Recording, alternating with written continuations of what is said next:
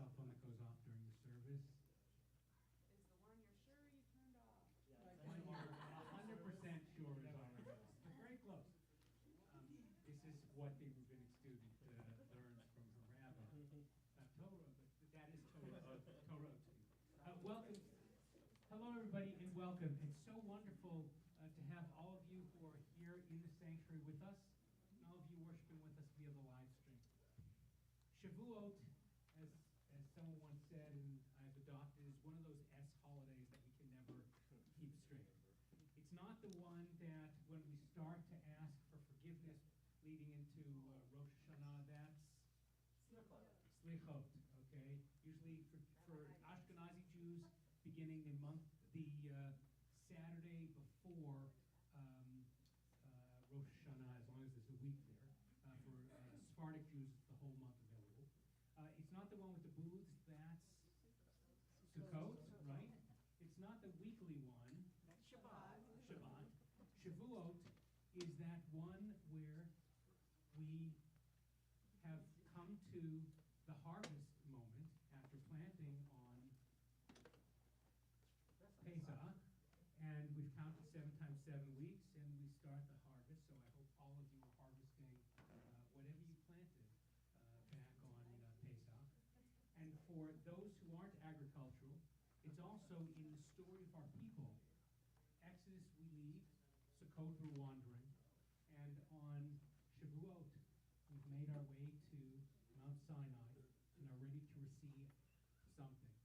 For some say we received the 10 Commandments, or as Lenny Bruce said, and here I have the 15, and he drops one of the things and he says, 10 Commandments. Some say we received the entirety of Torah. Some say we received this Torah, Torah Shebichtav, the written Torah, and at the same time, Torah Sheba Al Peh, that's from the mouth, the oral Torah, all the laws that were given at that same time. Some say the Zohar was given, and some say other things also. Some say that on Rosh Hashanah, on Shavuot, at that moment of receiving Torah,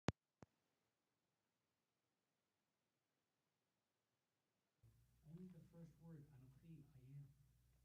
If you know I am, then everything else can fall into place. Some say God just spoke the first letter of that first word, the Aleph of Anochi, which sounds like silence.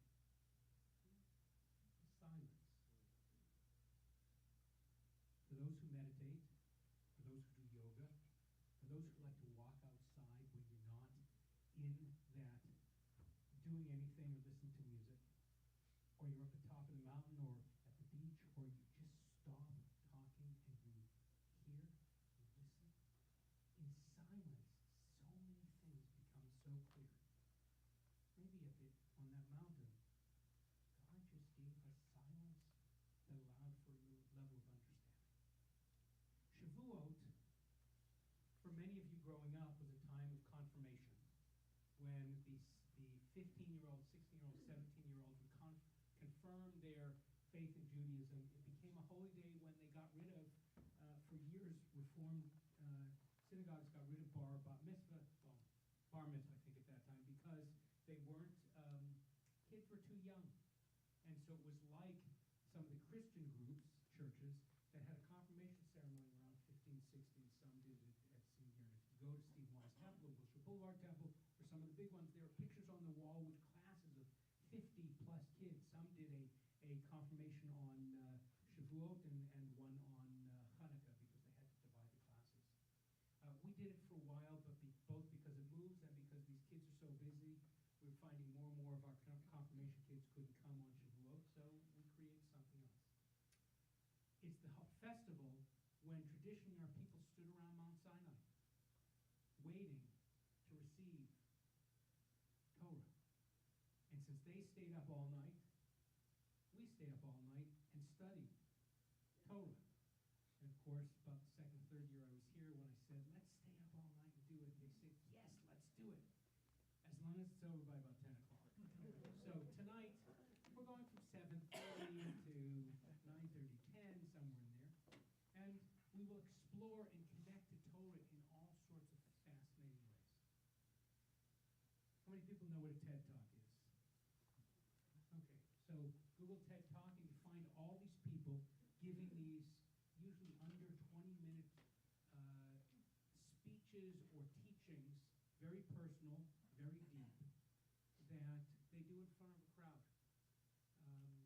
We're doing sacred Shavuot TED Talks, and 5 of our congregants will talk about either Shavuot or values from Torah or the receiving of Torah or what they received at Mount Sinai, or what in Torah is so important to them.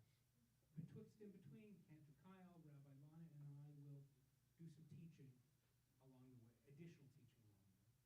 And then finally, we'll all come to the Bima and receive Torah.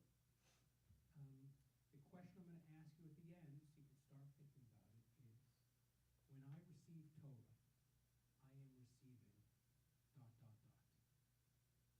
When I receive Torah, I'm receiving ... So many right answers to that. Faith in Jesus? Probably not. But beyond that, could be intellectual, could be spiritual, could be emotional, could be communal. Plenty of right answers to that. But now you know what the question's going to be. If someone will just remember what the question I just said is, so I'll remember. We'll begin with lighting candles. I forgot to put it on the order. It's a different blessing, Nir Shel Yom Tov, a good day or a holy day. So, you want to light candles? Come on up. Up here.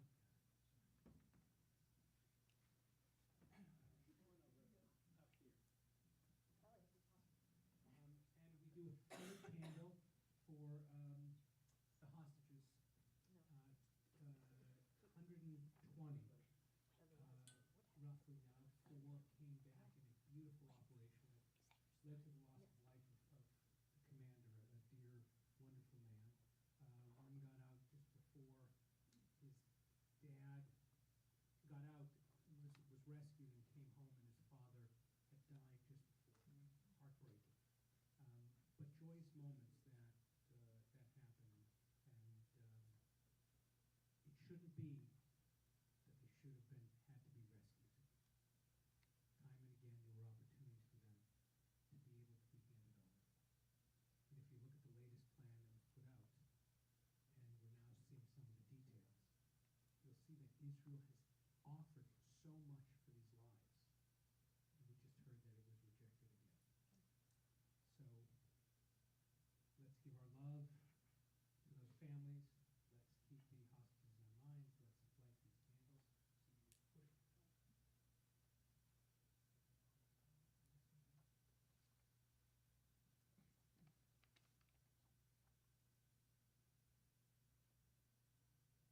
Just say it together. It's Nir Shel Yom Tov.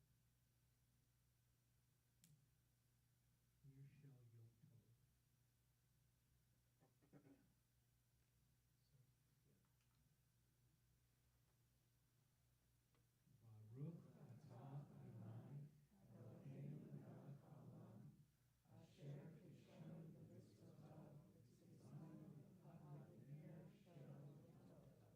Blessed are you, Adonai, our God, guide of the universe, who allows us to access holiness through the Torah and commands us to light candles on this beautiful day.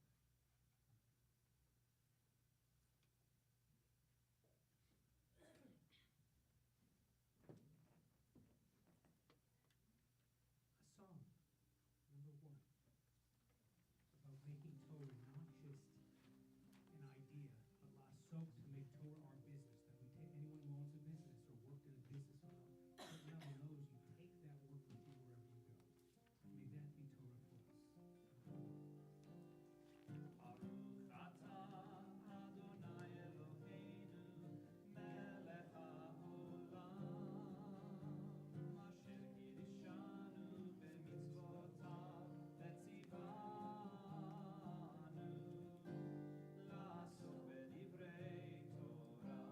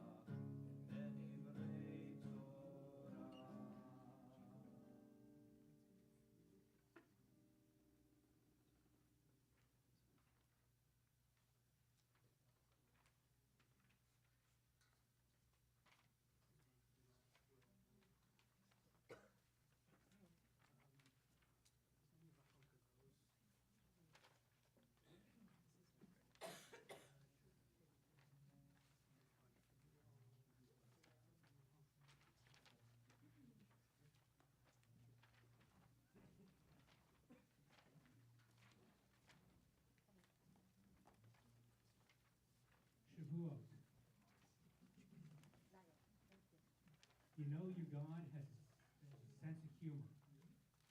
When the tradition passed down, one of the prevalent ones of what we do on Shavuot is eat dairy, especially for Ashkenazi Jews who may not have the natural ability and the natural enzymes to digest it. But on Shavuot, we eat dairy. And the traditional reason, there's many traditional reasons. One of them is once we received the Torah, we learned the laws of kashrut, and so we couldn't eat milk and meat, and we couldn't prepare the meat in the appropriate way. So, boom, we ate dairy, and then we could appropriately prepare meat for another time. There are other reasons also, land of milk and honey. But I want to take you through three texts really quickly, in really just 5 minutes, to give us a sense of another way of looking at the Chag. So let's look in the blue boxes. Shulchan Aruch is a compendium of laws. It's sort of a source book you just go through and it tells you what to do in each case. Does someone want to read some English?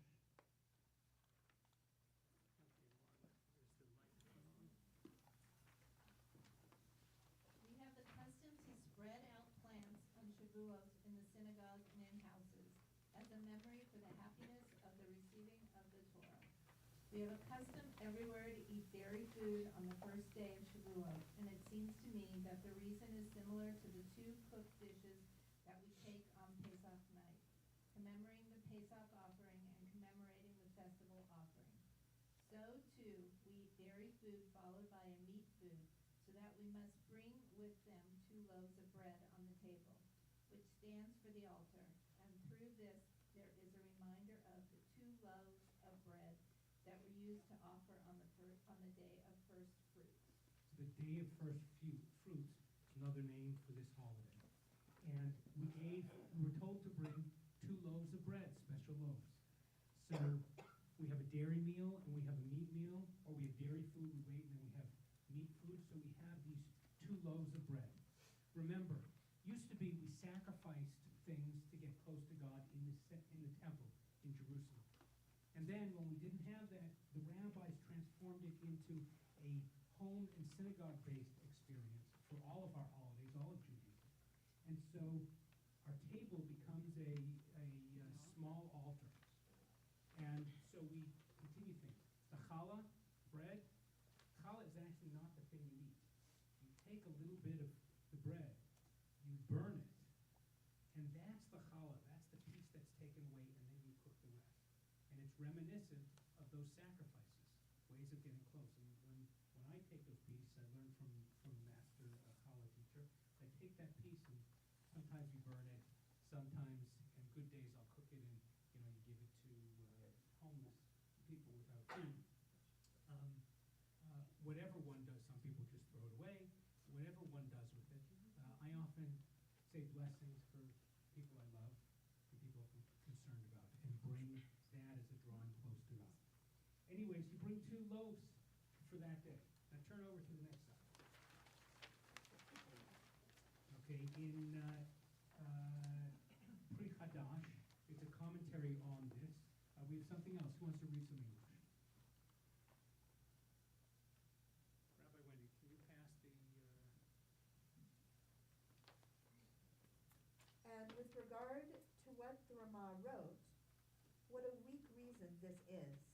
It seems more reasonable to say that we eat dairy food because it is the day on which Torah was given, and Torah is compared to it. As we say in the first chapter of Ta'anit, why were words of Torah compared to these 3 liquids, to water, to wine, and to milk?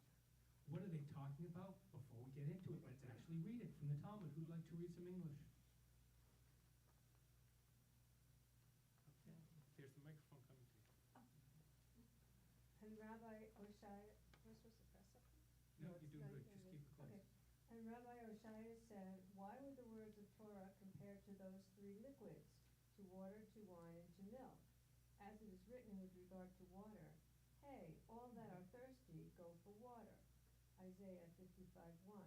And it is written in the same verse, go, stock up on food and eat. Go, stock up on food without money, and on wine and milk without cost. It tells you, just as these 3 liquids can be retained only in the cheapest just the vessels, so too words of Torah are retained only by one whose mind is lowly, that is, humble. Back then, you couldn't keep milk or even wine in certain kind of metal jars. They used cheap clay pots, jars, and that held it together. There was a question? Oh. It's not loud enough? We got feedback, there's no thought, yeah, they can't hear anything in the live stream. They can't hear through the live stream. That's not good. Are we on? Can we turn on? Are we on the third? That 30th. We see if we're on that 30th one. Maybe that does it. If not, we'll try to turn it up. Wait, what 30th one? You know the scenes. You created a 30th scene on there. That's if we're having the remote operating. So maybe that's what's happening. I don't know. But if there's nobody remotely operating it, then it's not going to work. Okay, let's try it, and then if it's wrong, we'll try something else. Tell them we're sorry. So, let me ask you this question. How is Torah like water, or like wine, or like milk? Use that as a jumping off. How could Torah be our interpreters of Torah? How is Torah like wine, or like water, or like milk? I see Torah like milk because it is nourishing. Torah- Nourishes the mind, the body, the soul. Torah is like milk because it's nourishing the mind, the body, and the soul. Beautiful. Thank you, Rabbi. What else? It's like wine because it alters your mind to see things differently. It's like wine because it alters your mind so you see things differently. Love that. Thank you, Rabbi. What else? Dan. It's like water. It's like water because you can't live without water, and we can't live without this spiritualness. Rabbi Dan, thank you. Was that a hand or no? No, I just like what everyone's saying. Wow. Wendy. I just think that, excuse me, that this is this is opaque. Like, this is really hard to understand. Like, this is not illuminating for me at all. But when I was thinking what Ron was saying, is that Torah is like milk, and it's a partnership between the people and the animals, and like wine because it's a partnership with people and the land. And that when we experience Torah, it's often not just ourselves, but in community. Beautiful. Beautiful. So it's that communal piece that adds to it too, where we get nourishment. Love that. Rabbi Wendy. Hold it on, see if that's meaningful to you. Torah is something that, today the word thirsty means something else in urban language, but if you are thirsting for meaning and understanding, Isaiah says, elsewhere in the Bible, if you're thirsty, go for the water. If you're searching, you're looking for something, find Torah. Many times we bring people who come in and they're struggling. Into this room, I place a Torah in their arms. We open Torah, we look at it, whether they know a word of Hebrew or a letter of Hebrew or not, and we find meaning and connect. Tonight, we hope you see the words of Torah as nourishing, as mind-altering in the best of ways, as something that brings you closer to community and closer to the Holy One.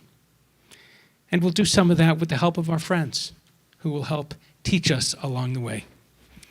So I'd like to invite up Sarah Rosenberg, for our first spiritual TED Talk.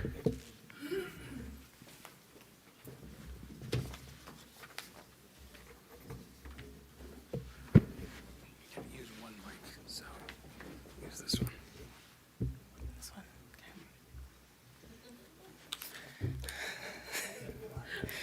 I always have to have water. Okay. Hi, I'm Sarah Rosenberg, and I'm honored to be with you here on this Erev Shavuot. When we are born, we have a predetermined community. Our parents, grandparents, siblings, aunts, uncles, and cousins, even our earliest friends are chosen for us. I was born into a large community and an incredible, massive extended family. Growing up, we don't have much say in what community we're involved or engaged with. This is guided and at times dictated by our parents. I am lucky to have grown up in a family that embodies and lives by Jewish values. Chesed, kindness, was central in our house, as well as V'ahavta l're'acha chamocha, treating others the way you want to be treated, Tikkun olam, social justice, and the pride of being part of a Jewish community. When reading about the biblical book of Ruth, I connected to parts of who she was.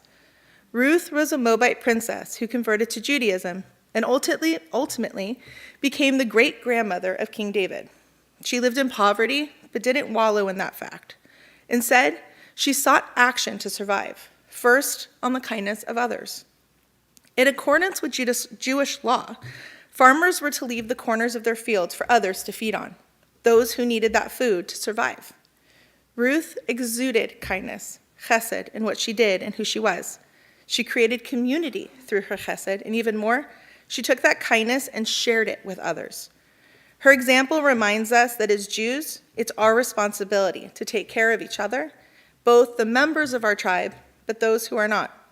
By helping to do good, by putting action into words, we take a small gesture and magnify its reach and power. We set an example, pay it forward in a sense, by showing that kindness makes a difference. This really sticks with me, how Ruth lived her life by taking action to do good, helping others, and overcoming adversity. Community is defined as a group of people living in the same place or having a particular characteristic in common, or a feeling of fellowship with others as a result of sharing common attitudes, interests, and goals. Community starts with our family and expands to include our friends, our colleagues, our teammates, our friends' families.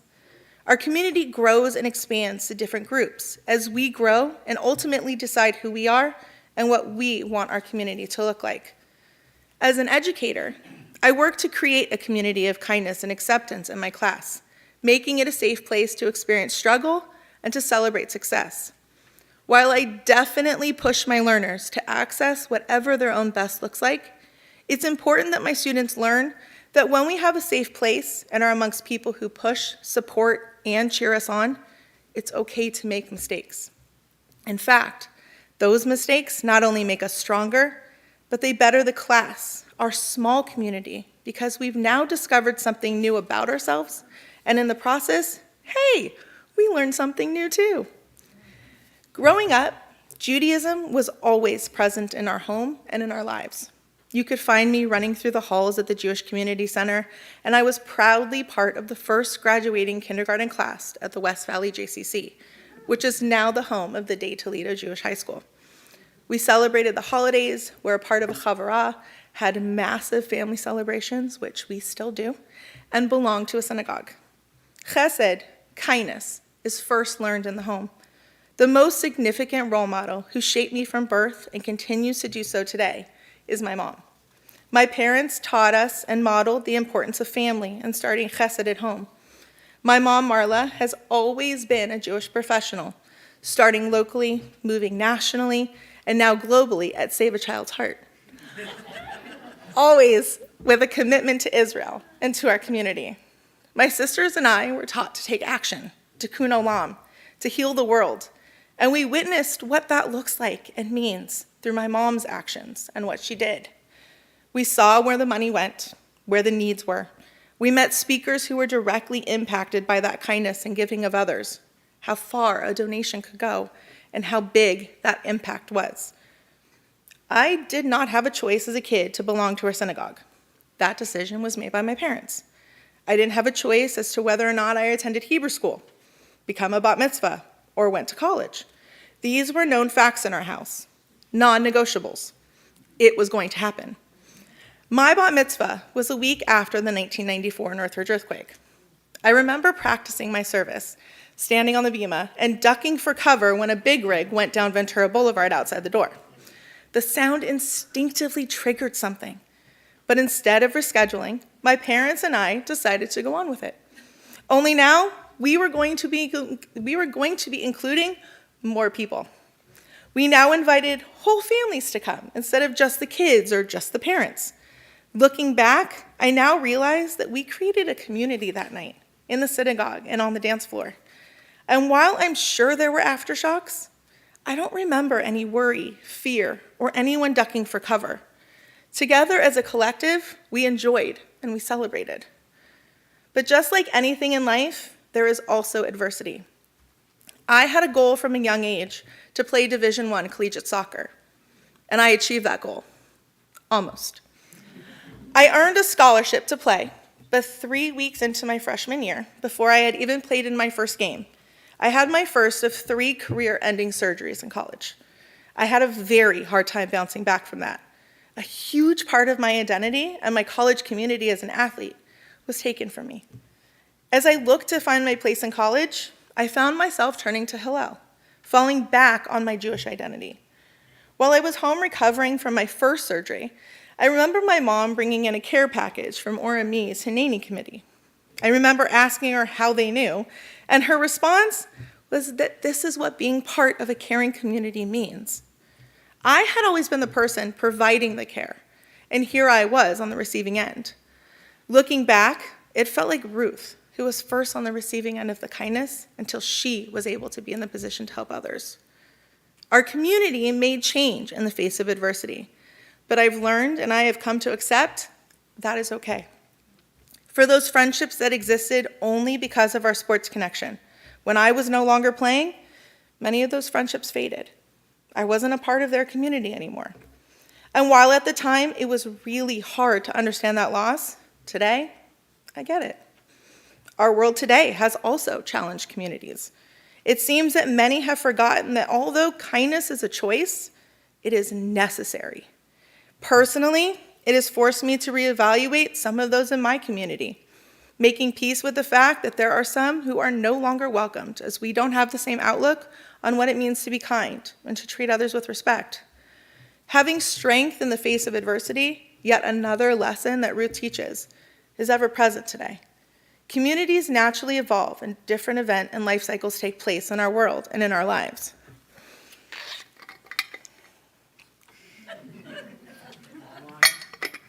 I wish. I have long been told, and I am often reminded, my family is not the rule of how families are. We are the exception. We are very close, ever present, showing up for all the things, for each other, and for our kids. We rely on one another, bounce ideas, argue, challenge, love, and support one another. We talk and text constantly. In fact, if I don't talk to my mom at least once a day, as well as my sisters, something is off and is very wrong. We are our village, our core community. They're unconditionally helping each other and our families. Our children are cousin siblings. They're cousins by blood, but they're close like siblings. All the amazingness and the arguing that goes along with that. To us, we are the rule. There is no exception. This is simply our normal. When my youngest sister, Allison, was finally old enough, we all applied to go to Israel together on birthright. Coincidentally, and really not all that shocking, my mom was also leading a JFNA mission to Israel, which my dad was joining. The Landis family was all in Israel together, although not actually together. But we did run into my parents on Ben Yehuda Street in Jerusalem when they were having a nice dinner. That turned into a very yummy evening for my sisters and me, along with some good shopping with the 5 of us in tow. Touching down in Israel, it felt like I had just come home, and I know my sisters experienced the same thing. Listening to everyone on the plane singing, my sisters and I felt both excitement and peace standing there on the tarmac. We had finally arrived in our Jewish homeland. We explored Israel, the people, the land, the amazingness. I always knew being Jewish was important. It was part of what I grew up with. But that moment of being in Israel for the first time, being one of the people, not the minority, it solidified the decision that I would have a Jewish family one day, and that being Jewish meant so much more than just keeping kosher or keeping Shabbat. It was being part of this incredible community, this connection that we share because we are Jews. We share a common history, and as a Zionist, a belief and a connection to Israel. I came home renewed and refocused, reaffirmed in the values that I had grown up with. But now, it was my responsibility to take action. And no, the whole Landis family, with all the spouses and the grandchildren, has yet to go to Israel. Yet, but we will. After graduating college as a young adult, I now made the conscious decision to get involved on my own accord. I always knew that my Jewish identity was at the core, that I wanted to create my own Jewish community, from building a family and having core Jewish friends. I began going to Federation events, getting involved, volunteering, and creating friendships that are still strong to this day. I met my best friend through the Federation because our mothers knew each other. I was approached to take a leadership role, and after talking to my mom, because no matter how old you get, you go back to the smartest, most incredible person who just so happens to know this world intimately, I accepted. I agreed to be the YALA Young Adults of Los Angeles co-chair. I helped create, plan, delegate, run events, working to make a change and make a difference. Tikkun olam, heal the world through action. Like Ruth, I was taking action to help shape and better my community. I attended national conventions across the country through the Jewish Federation, meeting and building friendships with other Jewish professionals around the country. I got to go back to Israel on a few Federation missions as well, JF&A's Young Adults mission and Tel Aviv 1. Coming back to Israel after being away, but this time with my friends and others my age, was incredible. My best friend and our closest friends explored, enjoyed, loved, and celebrated the land, each other, and being Jewish together. And as a young adult, it's pretty cool to be in a restaurant or on the beach or dancing in a nightclub and know that all the other people around you are Jewish too. As I reflect today, my circle consists of those friends and some others made sense. And I would say 95% of them are Jewish. We share the connection. We have created our community, shared core values and teachings that we support and reinforce together and within our own families. I believe that it is my responsibility to give back, and I have to walk the walk to not just model for my children, but also to live up and fulfill the lessons that I hold true. They say it takes a village to raise a family, and boy, isn't that the truth. My husband Arthur and I have 3 children. I have a bonus daughter, Maya, who's almost 17, and together Arthur and I have a 3.5-year-old daughter, Sophie, and our son Aaron turned 2 at the end of April. We do Shabbat every Friday with our kids, lighting the candles, singing the prayers, and of course, singing the dinosaur song they learned from Andrew Frommer. And naturally, Sophie requests to see Rabbi Paul on the TV, since most nights we stream Shabbat services. For the past 8 months, since October 7th, we light an extra candle for the hostages, and as Sophie puts it, so they can know there's light. And we light a Yitzger candle, in Sophie's words, to remember those who aren't here anymore. Sophie knows she's Jewish, though she doesn't fully understand what it means yet, and what an incredible people and community she's part of. She knows we give back. We're working on teaching her tzedakah, and this past Hanukkah, the kids didn't get a gift one night because we were sending it to the kids in Israel that had experienced the atrocities of October 7th. This is a tradition Arthur and I want to continue. One night is giving back to others. And Maya has started slowly getting involved. Being part of my family, we introduced her to our family's Jewish traditions and to Orami. She began slowly joining us for services, Shabbats on the beach, and at both small and large family gatherings. Maya now volunteers at Kesher Weekly, and I am very proud to say she is now on the Lomti board, creating friendships and growing her involvement, and she embarks on her own journey of figuring out what being Jewish means to her and creating her own community of friends. Arthur and I don't know what we would do without our village. My parents, the most incredible role models and extraordinary grandma and pop-pop. My sisters, brother-in-law, aunt, our uncles, cousins, and blended family are always there, unconditionally, unequivocally. We keep each other afloat, supporting one another. Isn't that what healing the world is in itself? Making sure we're taking action in our present? How do we keep holding and supporting each other? Ruth teaches taking action and the importance of giving back. Sometimes that's just as simple as showing up for your community, for your village, and for yourself. Each of us has the responsibility, the choice to make a decision. What community do we want to be a part of? Starting with our friends, our family, our Judaism. Just as Ruth teaches, taking action shapes our future. This is one of the values at the core of Judaism. Taking action to be involved. Taking action to be part of a community. Social justice. Being present when there's a need. Taking action by making a commitment to raise your children Jewish. Taking action by healing the world. Doing our part to make a difference, no matter how small.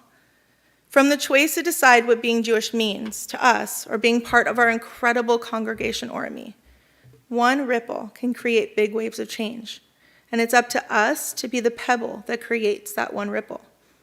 Ruth found her community through her actions and her deeds. I was blessed to be born into mine. But even so, you have to make the conscious choice to be involved and to be part of that community. This Shavuot, let's all make a conscious effort to bring chesed back into our lives and to strengthen our communities and our world. Chag Sameach.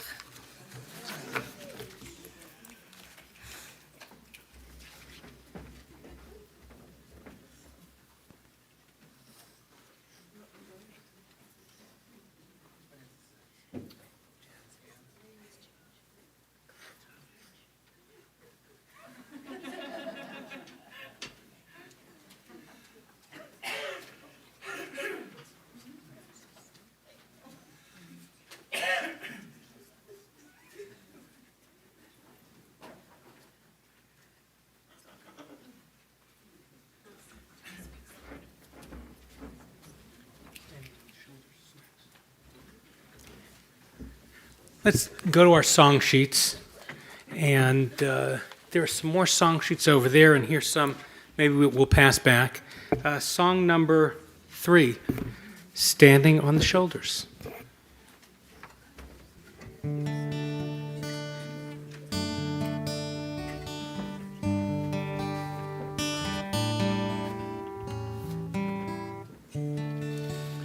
In the garden there's a tree planted by someone who only imagined me. What love, what vision. I marvel at the gift. No fruit could be sweeter than this. I'm standing on the shoulders of the ones who came before me.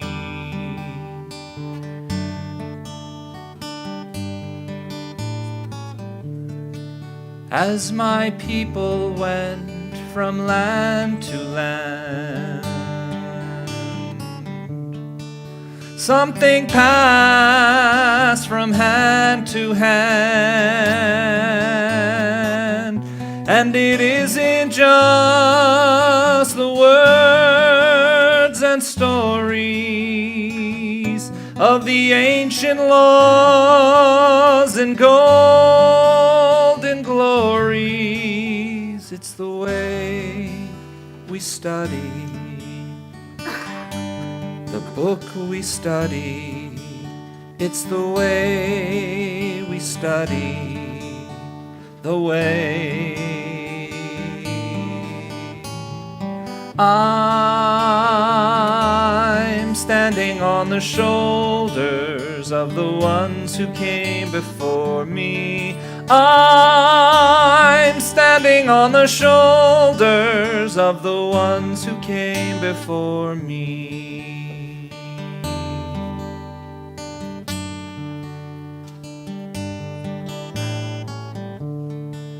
Today my life is full of choice,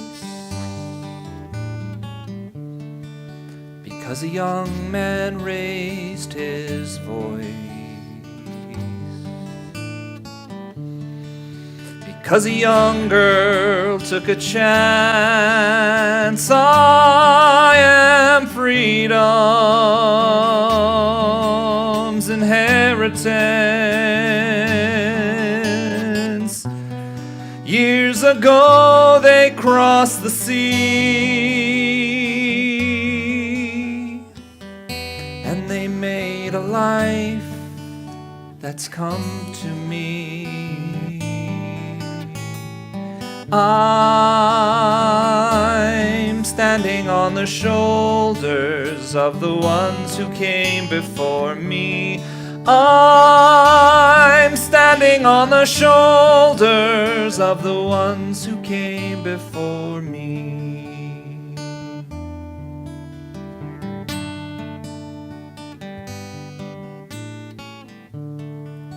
So in the garden I'll plant a seed, a tree of life for you to read. The fruit will ripen in the sun. The words will sound when I am gone. These are the things I pass along, the fruit, the book, and the song. I'm standing on the shoulders of the ones who came before me. I'm standing on the shoulders of the ones who came before me. I'm standing on the shoulders of the ones who came before me.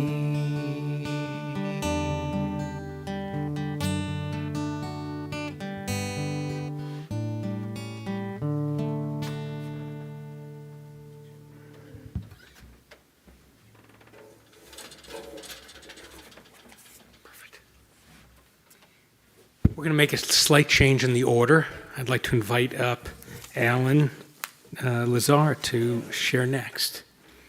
Alan, I'm going to hook up, after you finish, I'm going to hook up my phone. Okay, so afterwards, right? Yeah, great. Okay. Use one mic. Everybody hear me? Hi everyone, I'm Alan Lazar. I am a proud Orami congregant, and happy Shavuot to everyone here. And my TED Talk tonight is about a song I wrote. My husband of 27 years, Gustavo, who's more commonly known as Goose, is sitting over there, for those of you who do not know him. I'm not sure how he's put up with me for that long, so he must be a very good man. When we first met, he was what I guess I would call a lapsing Catholic. He still had remnants of his upbringing, but he was already leaving it behind. And when we met, I knew straight away he was the one. I told my friends, they all laughed at me, but I just had this indescribable feeling that he was my soulmate. And I couldn't quite tell you why. We came from very different backgrounds, and people often used to ask if our differences were a source of conflict, and strangely they were not. It always just felt like we had double the amount of foods to enjoy, double the holidays to celebrate, just more to enjoy together. I had always been a very, very proud Jew, but I was certainly not an observant one 27 years ago. Sorry, Rabbi. We used to celebrate Passover and the High Holy Days, but we were not members of a congregation. After 14 beautiful years together, something happened that we never thought would happen. It wasn't an accident. We became dads. Our first daughter, Mia, was born in 2011. And our second daughter, Viviana, was born in 2014. And till this day, they are the great joy and also the great headaches of our life. We lived in Culver City at the time, and we looked at tons of preschools, just like every other West LA Jewish family does. And the obvious choice for me was Temple Isaiah on Pico Boulevard. It felt strangely like Temple Emmanuel, which I had attended many years before in Johannesburg, South Africa. And Goose at that point had entirely left the Catholic Church to the point where he no longer wanted to even set foot inside a church. And he agreed we should raise our kids only as Jewish, and he agreed we should join Temple Isaiah. Thank you, Goose.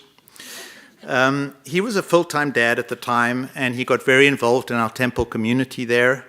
When we moved to Calabasas, Vivi attended Temple Aliyah preschool, and once again, Goose was a very, very involved community member. We moved over to Orami in 2019, and a few years ago, Goose surprised me greatly when he announced he wanted to formally convert to Judaism. What can I say? My heart leapt with joy. And I have to say, the word conversion felt wrong to me, because by that time, Goose felt Jewish, I felt Goose was Jewish, our kids were Jewish. So it was more like he wanted to make it official. He's spoken a lot about it in public, and he expresses it better than me. But I'm talking about it tonight because it relates to why I wrote a particular song. A big part of the reason why Goose decided to convert was because of a certain very extraordinary rabbi, Mr. Rabbi Paul Kipnis, who somehow made it feel like it was all the right thing to do. Goose surprised us again when he decided, of his own volition, to have a Brit Milah, or bris. Rabbi Paul had given him various options. This was not something required by Reformed Judaism. But Goose is known to do things very wholeheartedly, should we say, and he opted to move forward with the Brit Milah. Andy Spohl, who you may all know is the local Moyle, is also a urologist at Kaiser, conveniently on our healthcare plan. And he helped Goose through this process. Now, I had my Brit Milah when I was 8 days old, and that Goose took the decision to do this as an adult was pretty mind-blowing to me. And I started reading a lot about what a Brit Milah was, and the word that kept on being repeated was covenant. This was one of the ancient covenants between God and the Jewish people. And just like tonight on Shavuot, we celebrate the covenant between God and the Jewish people as Torah was shared with us at Mount Sinai. A Brit Milah is a covenant. And what is a covenant, I thought? And I started Googling the term, and the common definitions I found were agreement, legal agreement. I found a theological definition. Here is one. An agreement which brings about a relationship of commitment between God and his people. The Jewish faith is based on the biblical covenants made with Abraham, Moses, and David. There's a woman missing in that definition, but we'll get to that. I believe some Sephardic communities have a tradition of reciting of a ketubah l'Shavuot, a symbolic marriage contract between the Jewish people and God, to symbolize the betrothal of God and the Jewish people through Torah on Shavuot. And I like this marriage analogy because, as we all know, marriage ain't easy sometimes. And the covenant of marriage means you're in it for the long haul, difficulties aside. As Goose went through making his covenant with God, I felt more and more connected to something very ancient and powerful about Judaism. It felt like Goose was somehow changing the very root of himself. To do it as a grown-up was very meaningful. In my own life, I felt I could kind of compare it to becoming an American citizen. Most of you are probably born American. I was not, and I became an American in 2011. And that process of studying for the citizenship test and in a beautiful ceremony downtown, swearing to uphold and defend the Constitution of the United States from all enemies, foreign and domestic, was such a powerful thing to go through, and one I wish truly all Americans actually got to experience. Rabbi Paul had not required Goose have a Brit Milah, but he did require Goose do a lot of studying. Becoming Jewish is not easy. That is why there are only 18 million of us in the world. Rabbis are meant to turn away, I discovered. Potential converts are meant to be turned away 3 times before agreeing to convert them. So every Sunday night for a year, we spent 3 hours on a Zoom with wonderful teachers from the URJ preparing for Goose's formal conversion. Only Goose needed to do this, but I tagged along to support him, and I'm so happy I did. We covered a lot of ground in these sessions.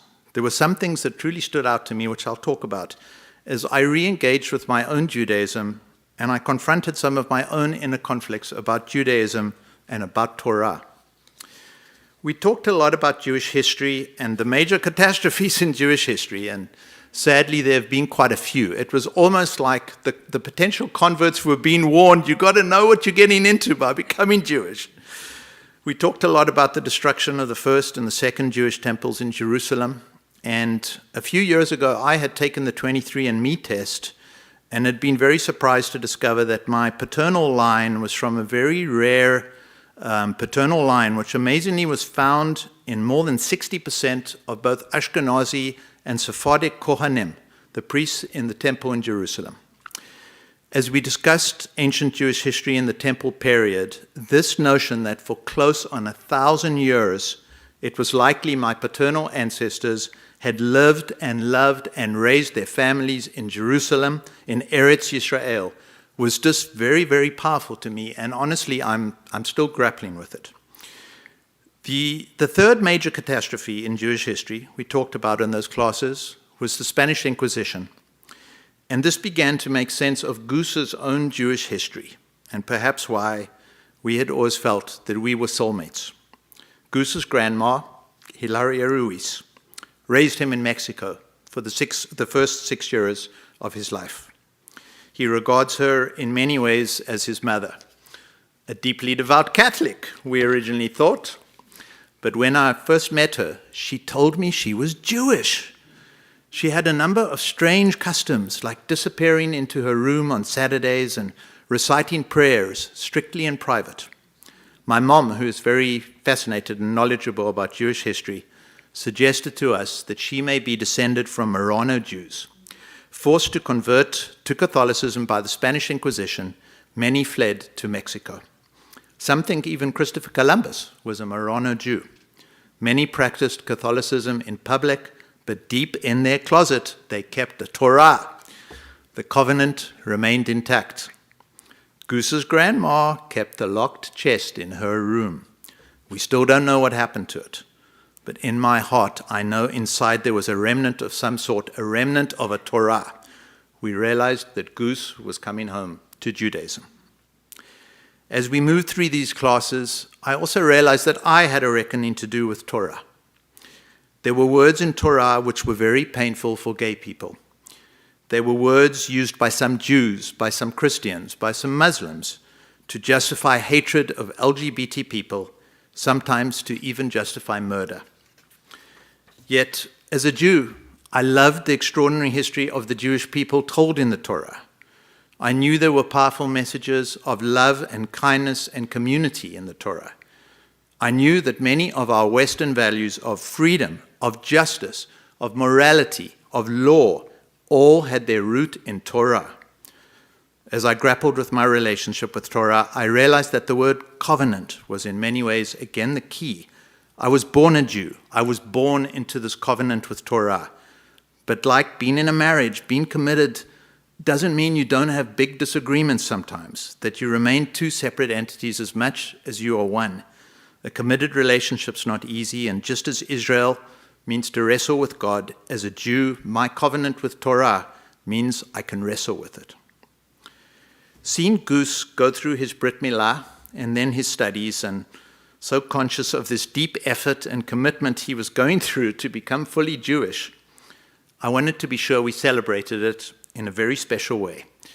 And I was thinking for a long time about how to do this, and the perfect opportunity came along. In our URJ course, we spent one segment speaking about famous converts to Judaism. My sister's middle name is Ruth, but I didn't ever realize that Ruth, in fact, was a convert, probably the most famous one to Judaism. As Sarah has already talked about, Ruth was a Moabite woman. The Moabites inhabited what is today Jordan, and she married an Israelite, Machlon.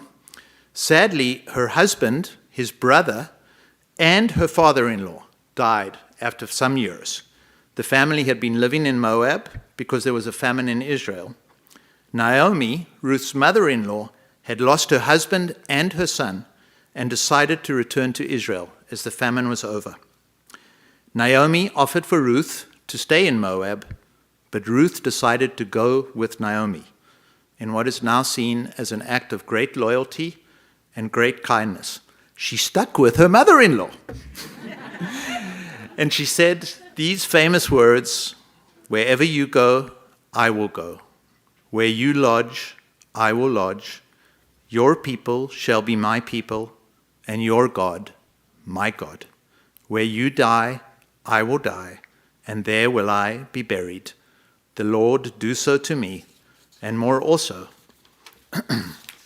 if anything but death part you and me." That's Ruth 1:16-17. Once again, this sounds like a covenant. Ruth stayed with Naomi, and they returned to Bethlehem, arriving there at the time of the barley harvest. And some say that that's the reason that it is tradition we recite the book of Ruth specifically on Shavuot, as it is a harvest festival.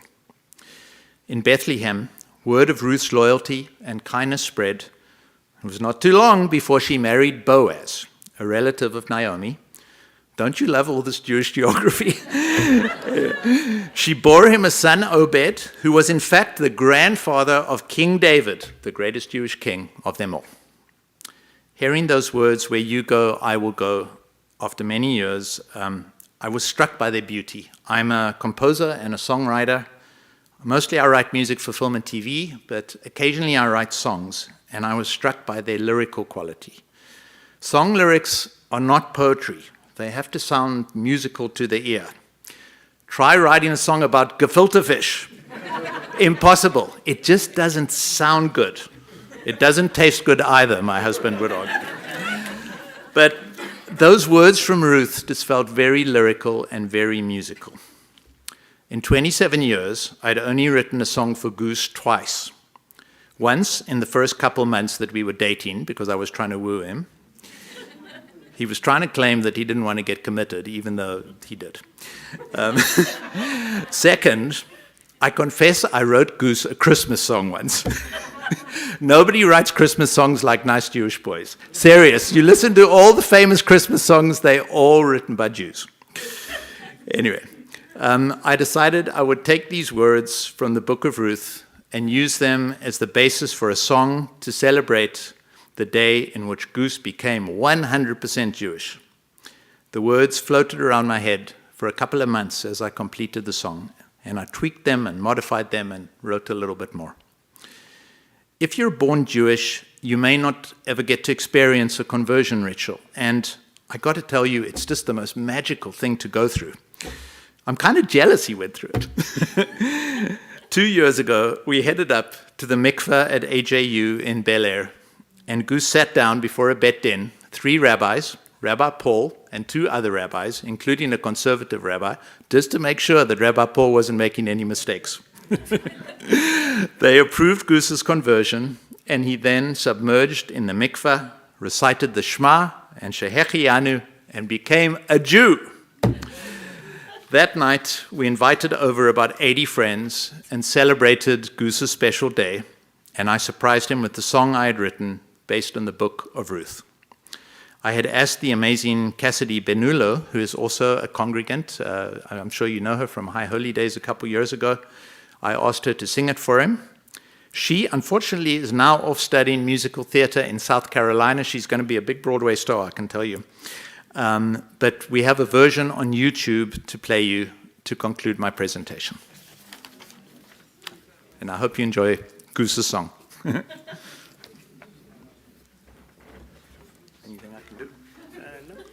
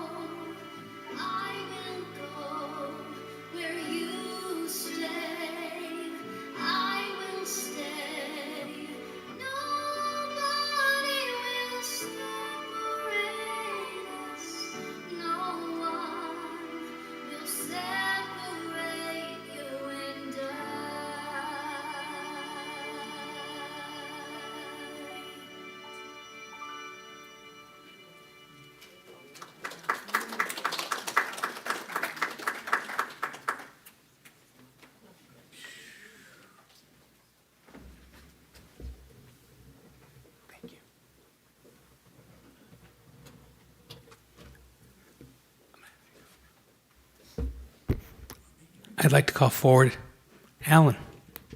Rich. Who's Alan? Rich Abrams.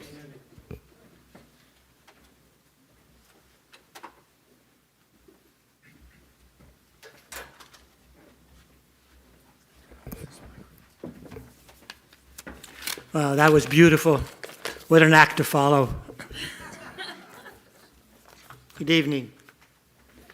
A few weeks ago, Rabbi Paul contacted me and said that we, meaning he and Rabbi Lana, would love for me to present a 20-minute sacred Shavuot TED Talk as part of this religious celebration. Apparently, Ted was not available. So I was chosen. What could I say? I'm Jewish, and we are the chosen people. Full disclosure, I had a small meltdown about speaking for 20 minutes on a holiday, Shavuot. I knew nothing about it.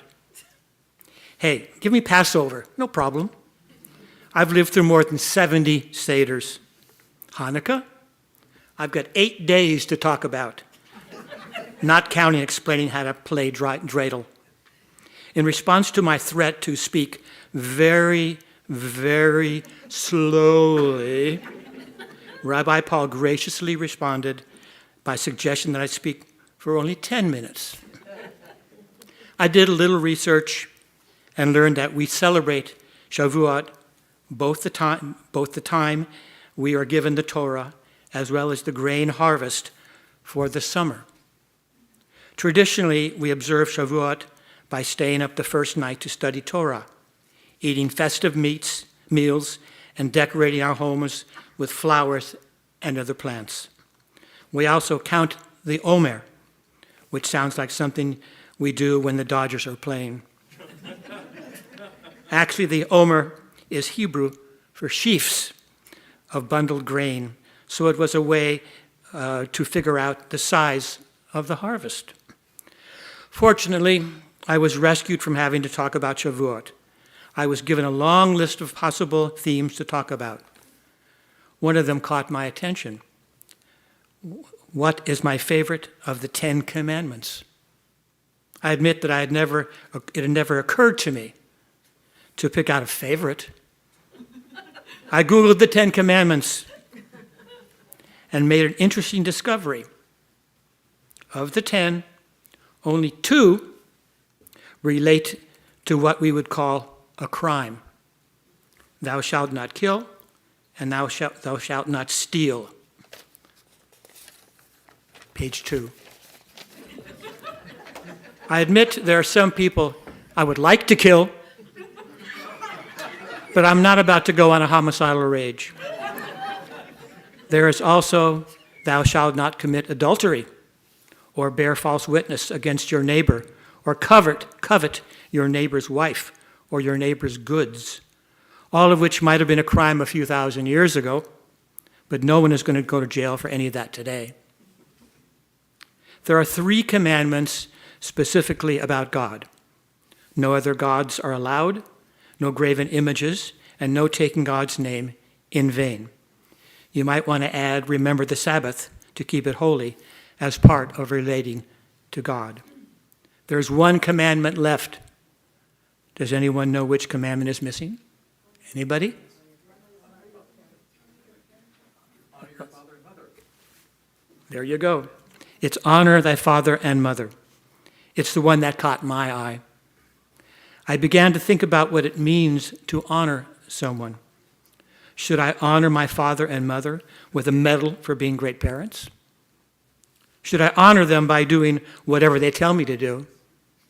Should I honor them because my very existence is the result of their having fun?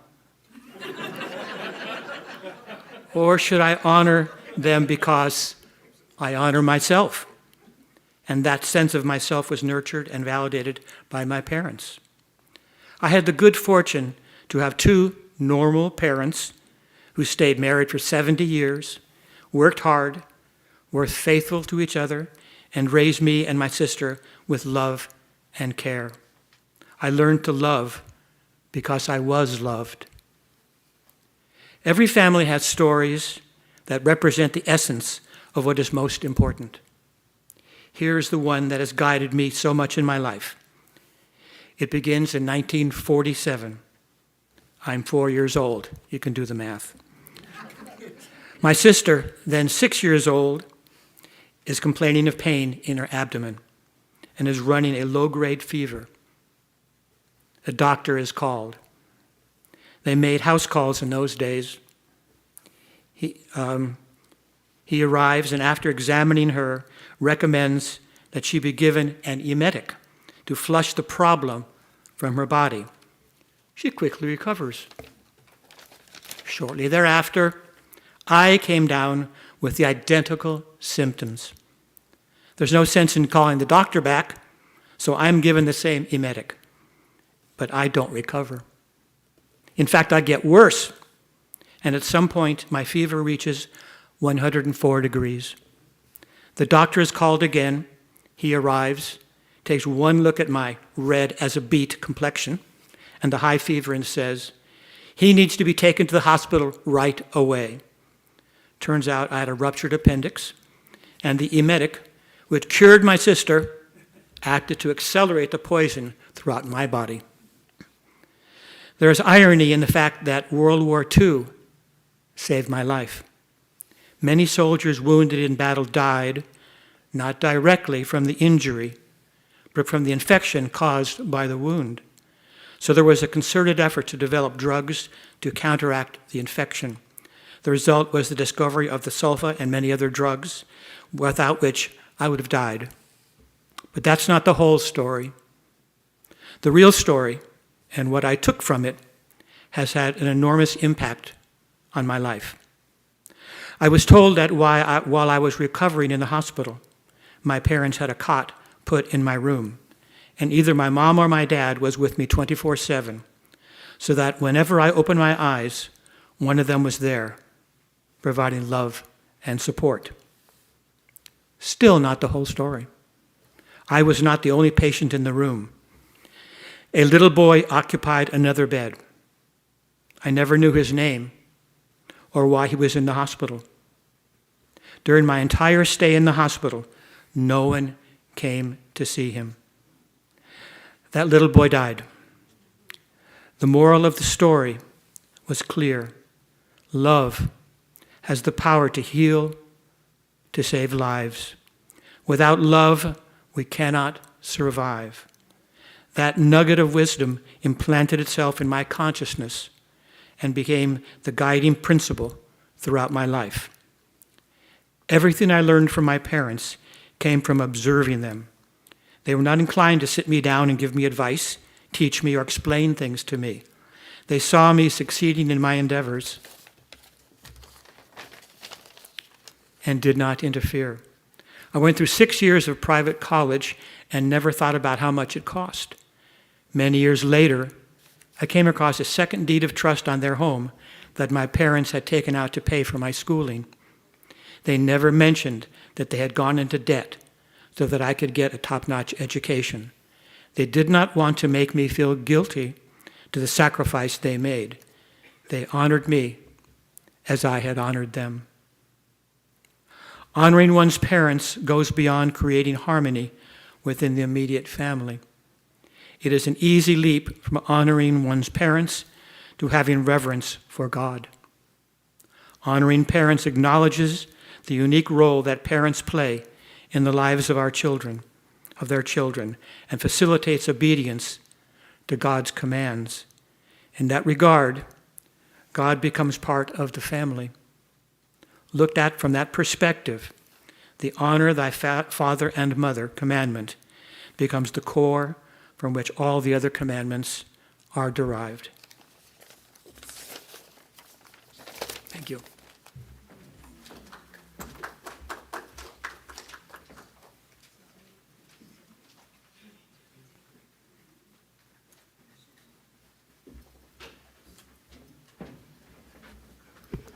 Hi, everyone. This is so incredible. I just really want to sit and listen and do nothing else. So I prepared a bunch of things. I'm not going to do most of them. And I'm going to do something very, very, very briefly. So many beautiful things I've already said that I definitely don't want to repeat. I'll say that growing up in Israel, what I remember from Shavuot are mainly two things: that we eat cheesecake, which is my favorite, and that the holiday is about water. So my recollections of being a very young girl is to walk around outside with water guns and just shooting water at everyone. That's what I remember from Shavuot. Nobody ever told me it's about Torah, it's about commandments, none of that. I came to that much, much, much later in life. I do remember wearing white. And I do remember because it's also, among many other names, the holiday of the first, Bikurim, something that is first, particularly in the kibbutzim, but really everywhere. We would dress up white, and we would have these beautiful little baskets that we will put fruit, and as my daughter told me yesterday, I'm so bummed we're not doing Shavuot. It's the best holiday. You get to go to the school with a yogurt and an apple. So that's my recollection also. And as I was growing up, I needed to kind of figure out how all of this connects together and what the Torah has to do with it. And then the book of Ruth, where does this come from? So we've heard a lot. I'm not going to repeat. And maybe we'll just add that the name, the actual name of the holiday, besides being the Harvest Festival and the Bikurim and the Torah, it's Shavuot. Shavuot comes from Shavua, which means a week. And why is it called like that? Because it comes in the end of 7 weeks that we count. We count the Omer, but we also prepare ourselves, our heart and souls and our minds to be worthy of receiving and accepting, it's not necessarily the same, in the sacred moment, and being worthy of the Torah. Shavuot, or Shavua, as often happens in the Hebrew language, comes from the word shvu'ah, which means an oath. And how is this connected to so many things that we're talking about? And that brings me back to the story of Ruth. And I brought this book and I prepared to read, but I'm not going to do that. I'm just going to say 3 things and then end with a poem. The story of Ruth is a story of 3 major things, and we already mentioned them this evening. One is love, the other one is faith, and the third one is about making choices. She also made commitment. She also gave an oath to her mother-in-law, Naomi. But first and for all, there was love. Love between 2 women. Love between Naomi and Ruth. Such love that despite all odds, and despite the fact that Naomi pleaded her daughter-in-law to stay in her own land and to go to the house of her mother and to get married there and to make a life for herself, she loved Naomi so much, without any conditions, that she did not want to hear it. And she said those beautiful words that Alan taught us. Wherever you will go, I will go. Your people will be my people. Your God will be my God. Wherever you will die, I will be buried there as well. So it's about love. In a world of men, where women were completely unprotected from anything that was happening, those 2 women loved each other so much that they decided against all odds to stick together and know that it will be okay. Faith. There was so much faith in the heart of these 2 women. Ruth trusted Naomi. Naomi trusted God. They both trust the path that life is showing them to go back to the place of the famine, because they knew that originally they came from a place called Beit Lechem, which is the city of the bread. There is food there. There is nutrition there. It was just a matter of time and a lot of faith. And the third piece is about making choices. And some of us are fortunate to be born into this beautiful village and come with beautiful, beautiful heritage. Others need to make this heritage for ourselves at the course of our lives. Whether we belong or not is not going to be dependent on where we came from.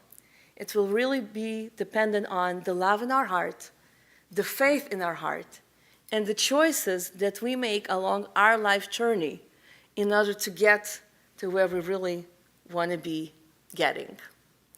And I want to share with you one of my most favorite poems that is very near and dear to my heart by Yehuda Amichai, an Israeli poet. And it connects directly to the Ten Commandments.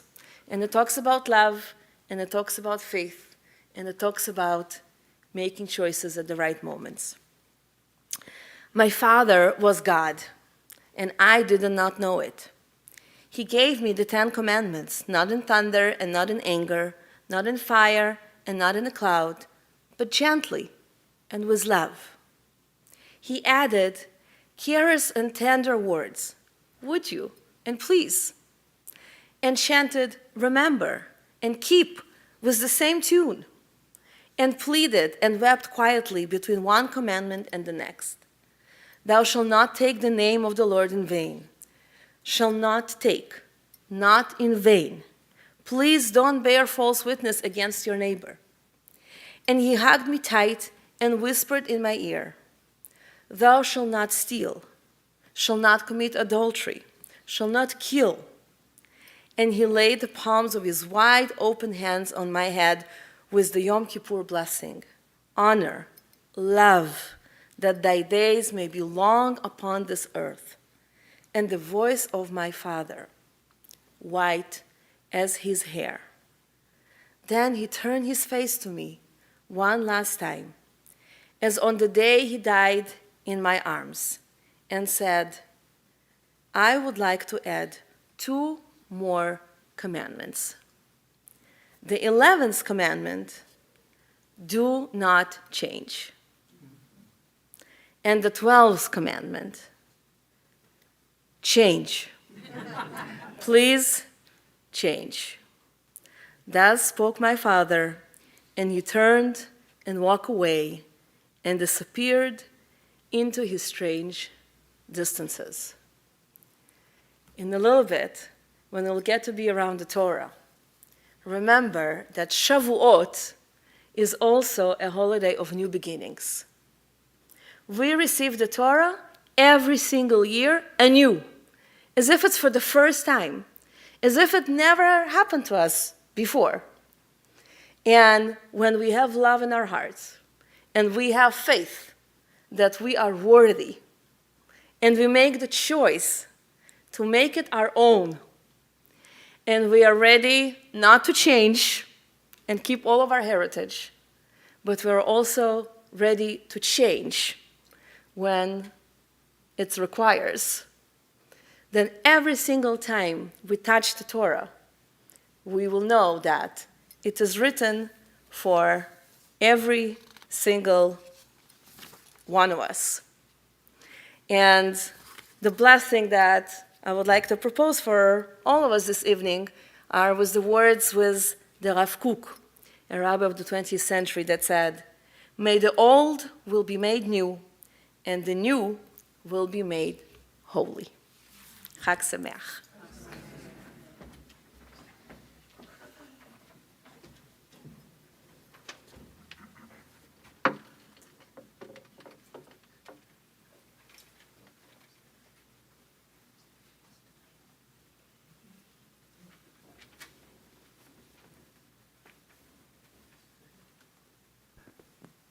So, do any of you know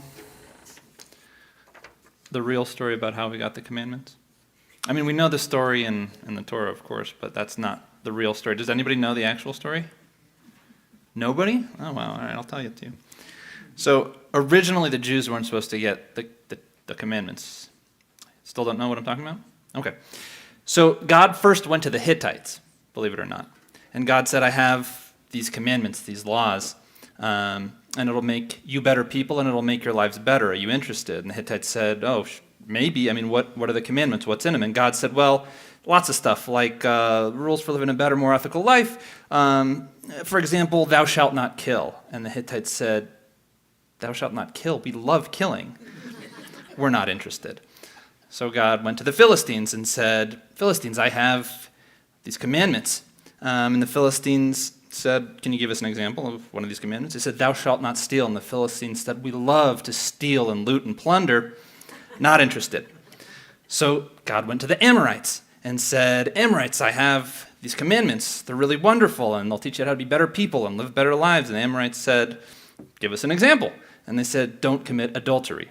And they said, you're kidding. We love being polyamorous. We're not interested. God goes from one nation to the next nation to the next nation. Nobody wants these commandments. Finally, God goes to the Jews and says, Jews, I'm looking for a chosen people.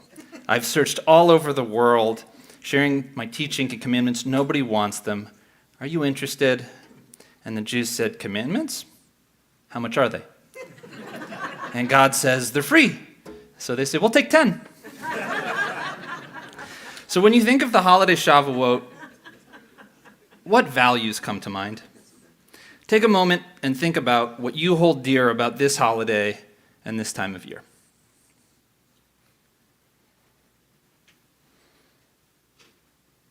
For me, some of the key words that come to mind are celebration, reflection, gratitude, community, tradition, and spiritual growth. But one of the other words that comes to mind for me is harvest. Now, raise your hand if you were thinking harvest. Were you? Of course you were.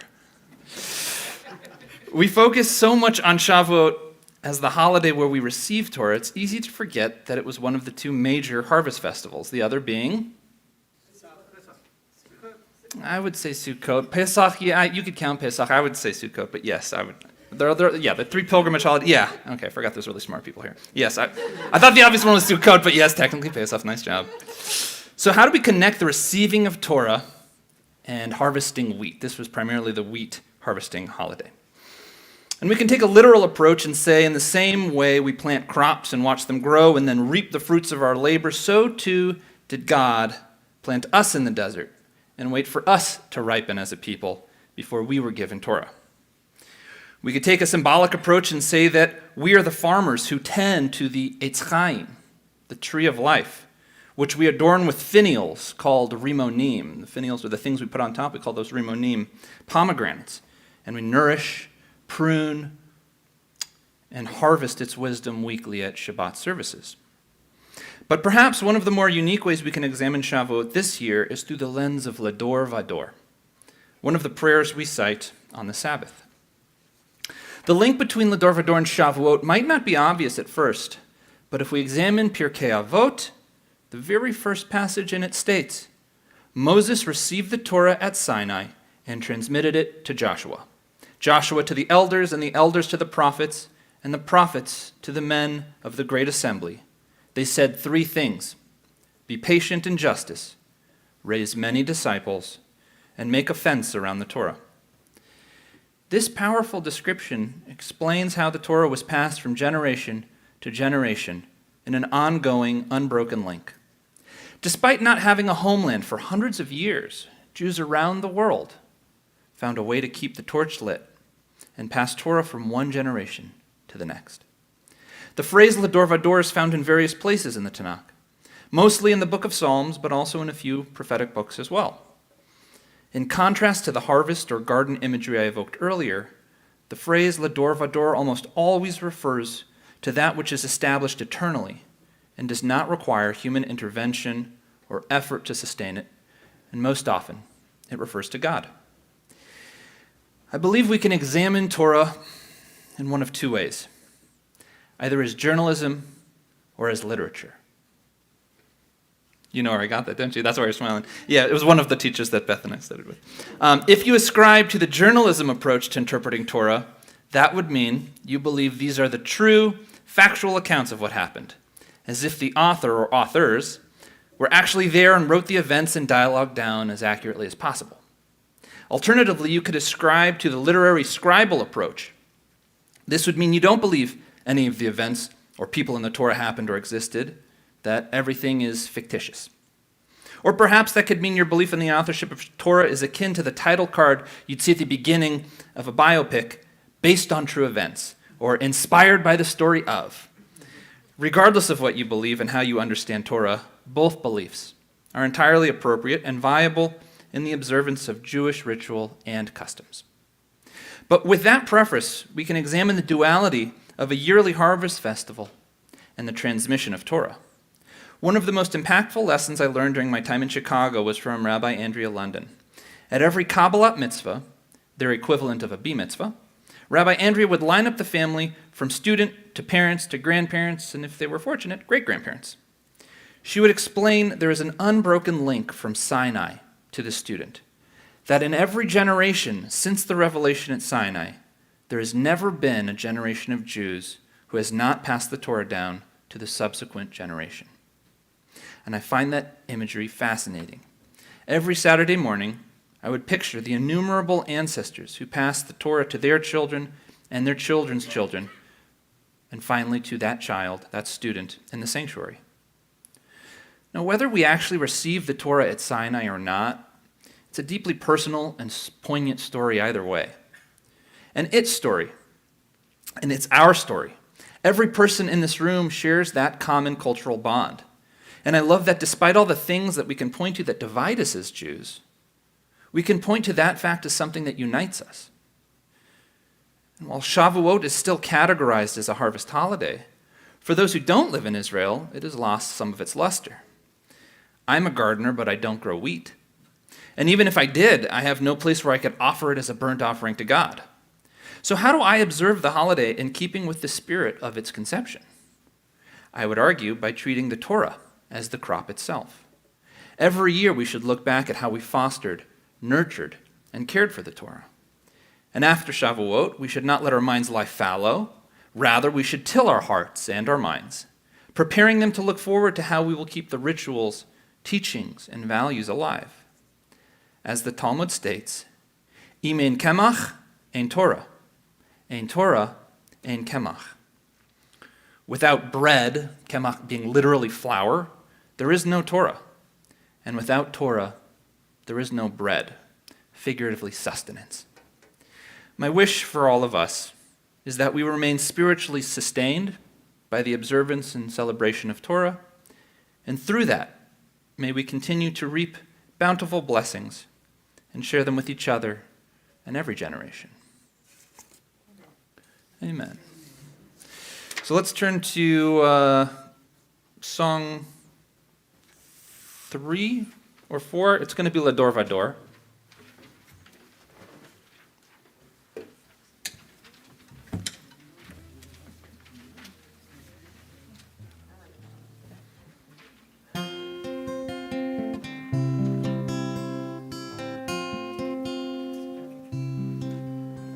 לדור ודור נגיד גודלך, לדור ודור נגיד גודלך,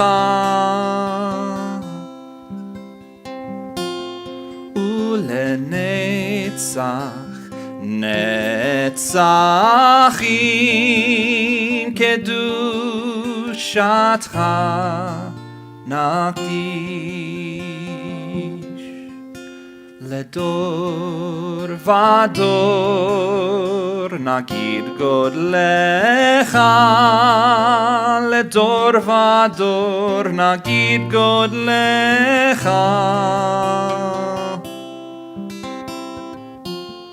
ולנצח נצחים קדושתך נקדיש. ושבחך אלוהינו מפינו לא ימוש לעולם ועד. ושבחך אלוהינו מפינו לא ימוש לעולם ועד. לדור ודור נגיד גודלך, לדור ודור נגיד גודלך, ולנצח נצחים קדושתך naqdish ki el melech gadol vekadosh atah ledor vador nagid godlecha ledor vador nagid godlecha ulenetzach netzachim kedushatcha naqdish.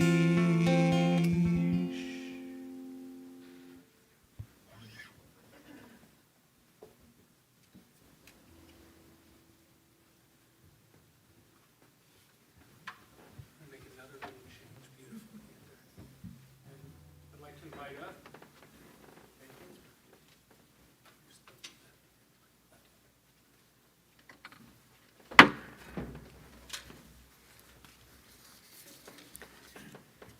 Thank you for helping my voice warm up. You're welcome. Life is a gradual series of revelations that occur over a period of time. Crazy Ex-Girlfriend, Season 3, Episode 4. What did I learn at Sinai? I'm an openly gay man, and I don't think of that as particularly interesting. Being gay hasn't shaped my ethics the way my Judaism has. It hasn't taught me discipline and curiosity the way my martial arts practice has. Being gay isn't what inspired me to be a storyteller or a dancer. And yet it's context, isn't it? Because organized religion in general has a not great track record when it comes to LGBT people up until the mid-20th century. Because even though I don't try to keep my orientation secret, sometimes it's easier to not say anything when I pass as straight. Because I see how often this small fragment of my identity is magnified in media characters as melodrama, and so rarely is just another part of who they are. I have lots of queer friends. I'm the dance captain of a queer country dance team. The dance community that we're part of has been one of my primary social circles for over 5 years. So many of my friends had heartbreaking experiences coming out. They lost relationships with beloved family members. Some were kicked out of their homes. Some endured bullying and harassment that goes far beyond anything I've experienced growing up in Los Angeles. Some of them lost members of their found families during the AIDS epidemic, an epidemic that still claims lives today, although there have been near miraculous medical advancements that make it thankfully rarer than it used to be. All of this so different from the blessings I've had. And just as an aside, when I say the word queer, I'm referring to a range of experiences that include gender identity and sexual orientation, as well as some other things that lie in an in-betweeny, not this or that kind of space. And that in-betweeny space, to me, applies to being Jewish too. Saying I'm Jewish is an insufficient summary of faith, ethnicity, community, culture, cuisine, humor, core stories, and a whole lot more. To some of you, the word queer may feel like a slur. Many LGBT people don't like using this word to refer to themselves. I use it for a few reasons, and I just ask that you take my word for it that they're loving reasons. And the most mundane of them is that I hate the acronym. LGBT does whatever the opposite of rolling off the tongue is. And there are so many more experiences and identities that aren't represented by the words lesbian, gay, bisexual, and transgender. Queer is an insufficient summary, but it's one I'm using for now. I'm incredibly blessed. In my family, being gay has always been a normal way to be. Growing up, my parents reinforced again and again that whoever I married, what was really important was that I raised Jewish children. My father's best friend, practically my uncle, has been married to his husband for longer than my parents have been married to each other, and they have always been part of my life. When I came out in high school, I did it with little fanfare and surprised absolutely no one. And I was supported and embraced. unconditionally, not just tolerated, but accepted and celebrated by my teachers, by my rabbis, by my Jewish community here at ORME. I'm reminded frequently that this is unusual in my generation among queer people. But their stories, like all of our stories, are each a small revelation. What did I learn at Sinai? Alec Isaacs, a professor I studied with at Hebrew University of Jerusalem, says that our holy days are ripples in time, or echoes in our collective memory of the experience they commemorate. Each year, Pesach is an echo of our redemption. Shavuot is an echo of our revelation. Instead of a single moment of prophecy when the complete truth is revealed, Sinai marks the beginning of our conversation with God about what it means to be holy. A gradual series of revelations over time. 50 days after Passover, Shavuot marks the next milestone in the core story of the Jewish people. Moses gathers the entire community of Israelites at the foot of Mount Sinai so that all can hear the details and fine print of the agreement they would make with Adonai. On Passover, we say that in each generation, every Jew should think of themselves as if they too were liberated from bondage. Just so on Shavuot, we teach that every Jew in each generation was present at Sinai to receive the Torah. The teaching goes that the soul of every Jew that was and ever would be part of our people were there. And we all said yes, becoming part of the covenant with the Holy One. We became partners in creation, participants in an ongoing conversation with God, a conversation I am as much part of as the rabbis of old. At Sinai, we received our written Torah, our big book of laws. And over the millennia since, we've developed our oral Torah, the bigger book of commentary on the laws, the even bigger book of commentary on the commentary, and its commentary all the way down, all the way forward to today. Most of you probably know that the great sage Hillel summed it up on one foot by saying, "Do not unto others that which is hateful to you." Tonight I want to focus on a different summary from the Jewish writer Stanley Martin Lieber. With great power, there must also come great responsibility. Now, I'm not saying that Stanley was trying to write a new book of biblical commentary through the words and the stories of Spider-Man, but I do think there's a shared truth between one of the most successful characters of the 20th century and our ancient enduring culture. We are responsible for each other. And that responsibility, that connection, is fundamental to who we are as humans, as partners in creation. We are closer to the divine, closer to our authentic selves when we connect.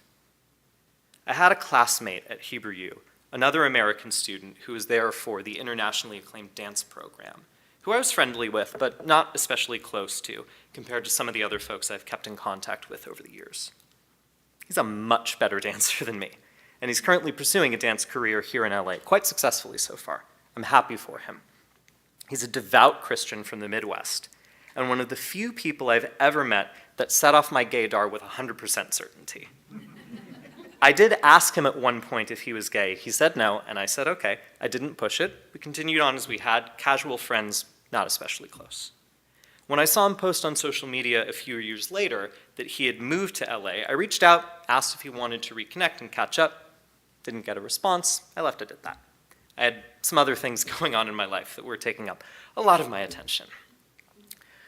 I work for Newground, an organization dedicated to empowering Muslims and Jews to bridge the divides that threaten both our community's well-being and our fragile democracy. We facilitate spaces and train people to have conversations on the most difficult topics, the ones closest to our heart. That work has been extremely challenging and extremely important over the past several months. And one of the most powerful things I've learned in the time I've worked at Newground is the transformative power of relationships. Relationships are a central focus of our facilitation model. And one of our core beliefs is that navigating conflict can be a way of strengthening our bonds with each other rather than dissolving them. I've learned so much through my conversations and relationships with my colleagues and friends in Newground spaces. And I've had to practice holding multiple truths and perspectives simultaneously. joy and grief, pain and hope, heritage and trauma. I've practiced listening to other people's full stories and reflecting them with the compassion that invites them to share even more deeply. And this creates the openness for them to hear my full story as well. By doing so, both our hearts are softened, our perspectives are widened, and I believe both of us get a little closer to seeing things from the divine perspective. It's a practice in prophecy, a gradual series of revelations over time. Back to the dancer. Last week, he posted a long testimony on social media. It was one of the most authentic things I've ever seen someone write in a medium that is not suited to vulnerability. And it broke my heart.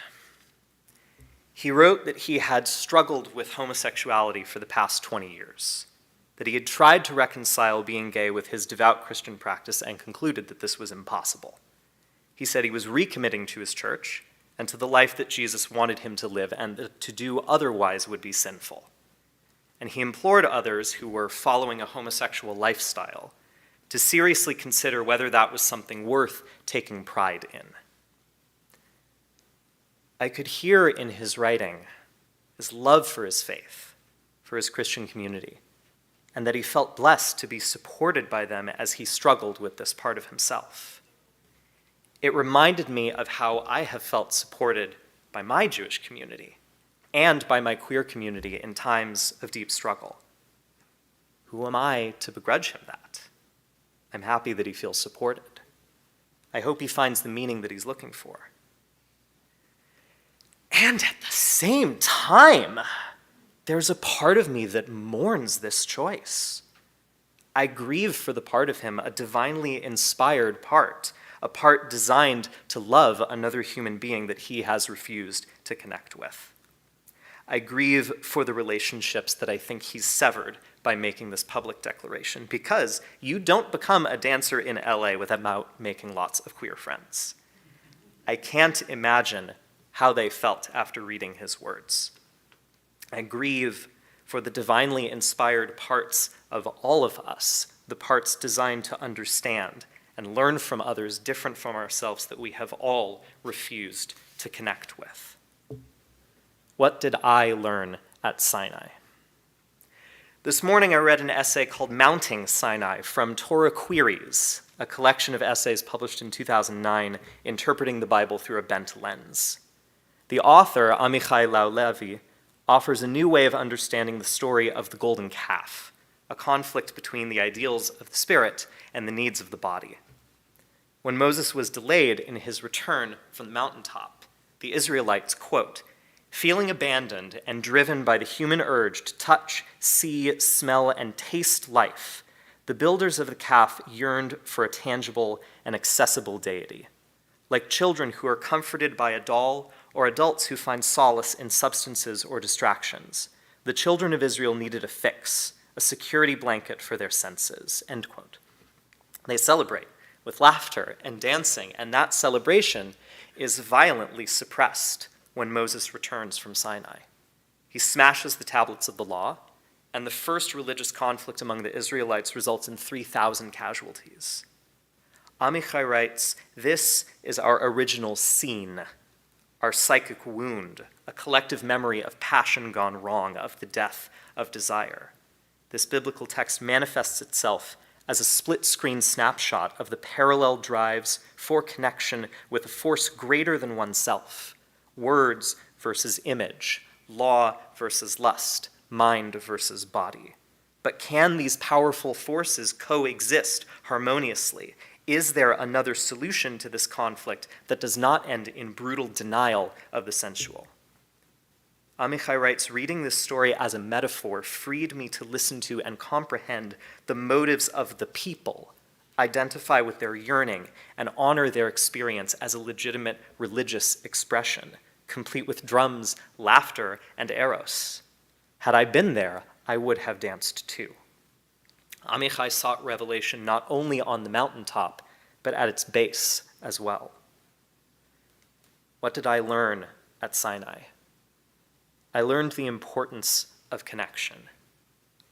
E.M. Forster wrote in Howard's End, "Only connect the prose and the passion, and both will be exalted, and human love will be seen at its height. Live in fragments no longer, only connect." Connection, built on responsibility, compassionate listening, courageous storytelling, is for me the most powerful source of revelation and of healing. Events over the past several years have been destructive to our connections with each other. The COVID pandemic separated us physically for months on end. Political polarization has turned our conversations angry, fearful, and suspicious. More and more, we get our news and our stories from deeply disparate sources. And those narratives are reinforced in social media bubble chambers. I see this in my work almost every day. I can't count the number of times I've heard someone say, "You said this thing that hurts me, so I'm not going to talk with you anymore." Or a misunderstanding that leads to a cascading series of bad assumptions and escalating arguments and harmful interactions, or one connection being forsaken for another. This is what I grieved most when I read my friend's words. He was giving up a connection to the queer community in order to be embraced by his Christian community. He was saying that he couldn't hold multiple truths that didn't align with each other, so he gave up one of them as not true. I usually try to avoid judging someone else's choice in matters of faith. But I wish I could tell him in words that he would understand. The words that I hear in my heart, the Hakol D'Mama Dakad, the still small voice that says, "You are made in the image of God, and this too is sacred. I am here with you." This unique way of viewing the world, of dwelling in the in-between spaces, is a revelation. What did I remember at Sinai today? I remembered that a change in context can offer a new way of seeing a familiar story. I remembered the blessings I have in my life, so precious and so much rarer for others than they should be. I remembered that there is an unbreakable link in ourselves between the physical and the spiritual. Denying one damages the other. I remembered that connection with others is a vital choice, one that we must make again and again, even and especially when it is difficult. Because in a world that is all at once frightening, loving, confounding, painful, sacred, and as queer as the many, many kinds of people in it, that is the only way that we make sense of our ongoing revelation. Thank you.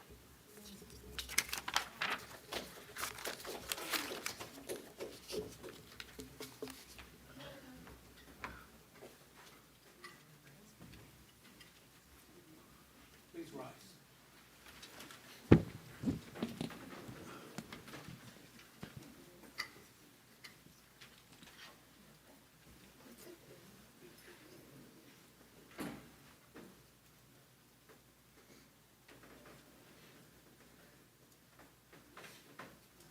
We're almost there. It's close to midnight. Somewhere.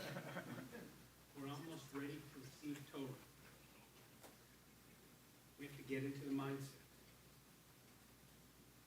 We have to remember that we were there, and then we were here, all of us.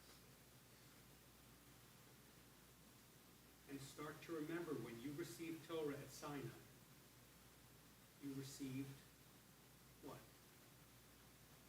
In a minute, we will all receive Torah again. But first, let's create the context.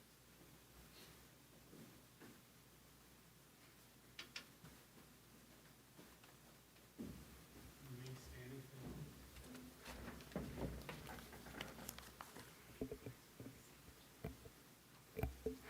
Please be seated.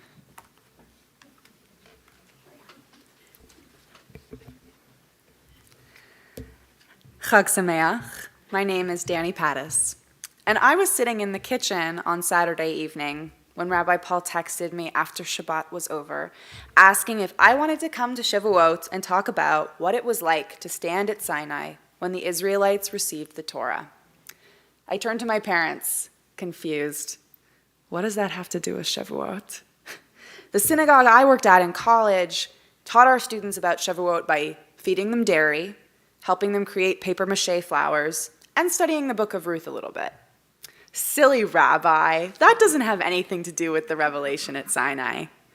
But as a number of people have shared with us tonight, and as I learned through deeper research, that's not quite true.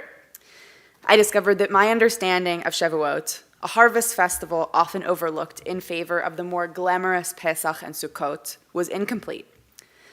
The Bible refers to Shavuot as Chag HaKatzir, the festival of harvest, since Shavuot was the time when people came from all around the region to bring their first fruits as sacrificial offering at the Holy Temple in Jerusalem, in case you've forgotten. The term Shavuot, again, in case you've forgotten, literally means weeks, a reference to it falling in the calendar 7 weeks after the end of Pesach. It's the culmination of a 49-day period called the Omer, a period of semi-mourning, as well as spiritual progression from slavery to revelation. But perhaps most importantly, Shavuot is referred to in our prayer liturgy as Man Matan Toratenu, the time of the giving of our Torah. Because Shavuot falls at the time of year when the Israelites received the Torah at Sinai, we celebrate by reflecting on what it was like that morning, over 3,000 years ago, standing at the foot of the mountain and hearing the voice of God. I'd like you to close your eyes and join me in imagining. Picture yourself there at the base of Sinai, preparing to hear the voice of God. Do you shield your eyes from the sting of the desert sand? Do you wrap your head in a shawl to keep the beating sun off your scalp? Or do you wrap a red wool scarf around your neck to keep off the chill of the snow, like my mother did when she climbed the mountain identified today as that Mount Sinai in the bitter winter winds of February 1993? Do you maybe recline on a carpet woven underneath a low-slung acacia tree? Or do you keep watch as your children clamber around the sharp granite stones strewn about the dusty ground? Do you look inward, preparing yourself for the imminent holy moment? Whatever lies in front of you, take a moment to let it crystallize in your mind's eye.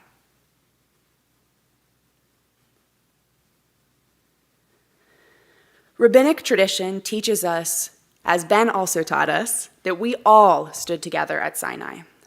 Every Jew, young and old, Jews by birth and Jews by choice, people of all genders, experienced the moment when Torah was gifted to the Israelites.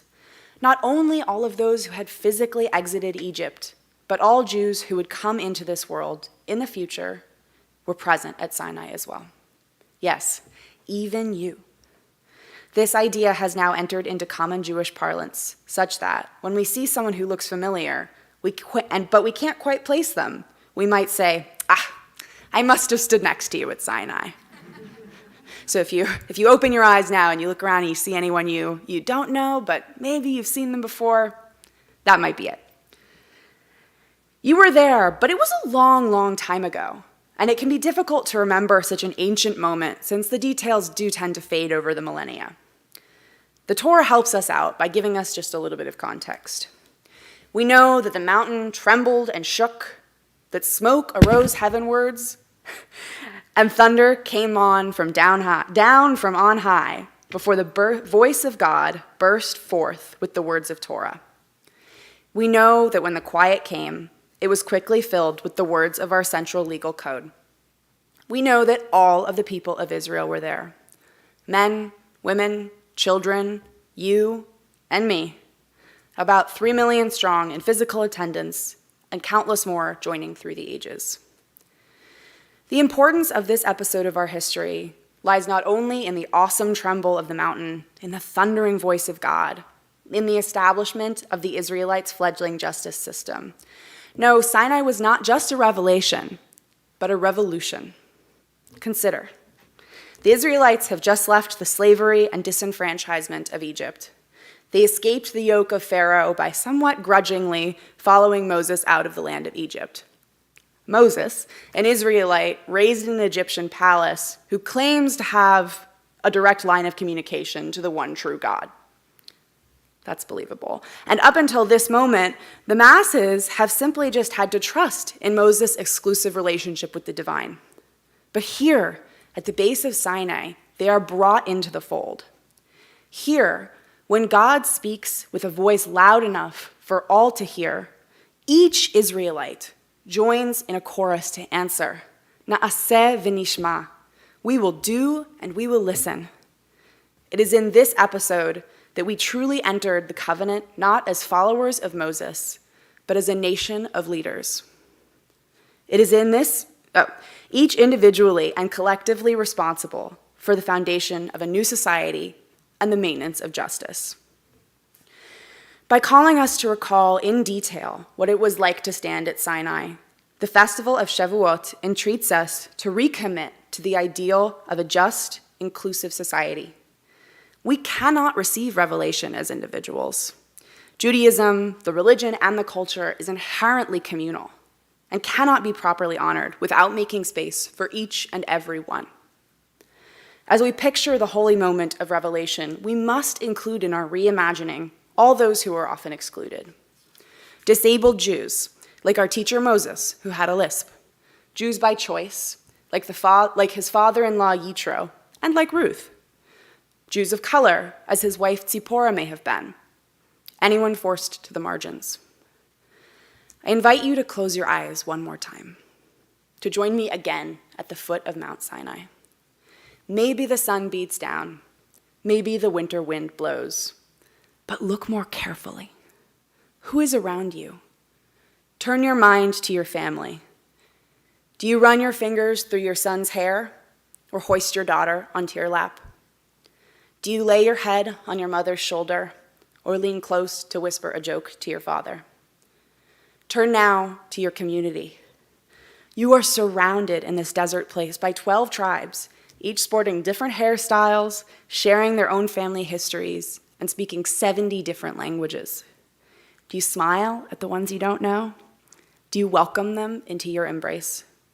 Do you pause to breathe in the swirling scents of the cook fires, to notice the mosaic of skin tones, to touch the calloused hands of the laborers and the soft skins of your elders, to hear God's words muttered in 70 different languages, but with one common purpose? Now open your eyes. On Shavuot, then and now, we return to where we have stood before, to Mount Sinai. We gaze around us at the mosaic of Moses' people. We stare at the Torah, a gift connecting a shared past to a hopeful future. And we stand shoulder to shoulder as individuals, but in one people, ready to once again receive the Torah. Please rise.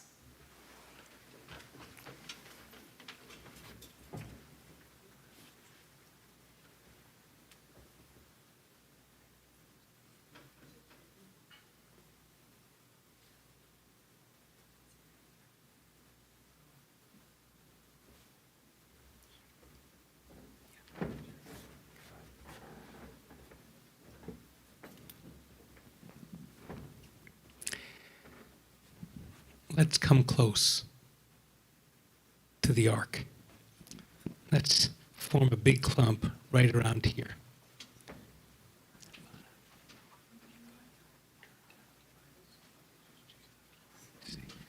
Come close. In fact, there's room for some if they wanted to come up on the bima. But come close. Come close. Come close. Come close. Close. Let's spread out a little more. Some people over there. That works. Come close. Come close. And we'll each, in a moment, receive Torah. You'll come up the steps. Stand here for just a minute. Take Torah in your arms. And say, when I received Torah, I received. And then you'll step around here. Maybe we'll help each other step down if we're able to, or else we'll make our way around more.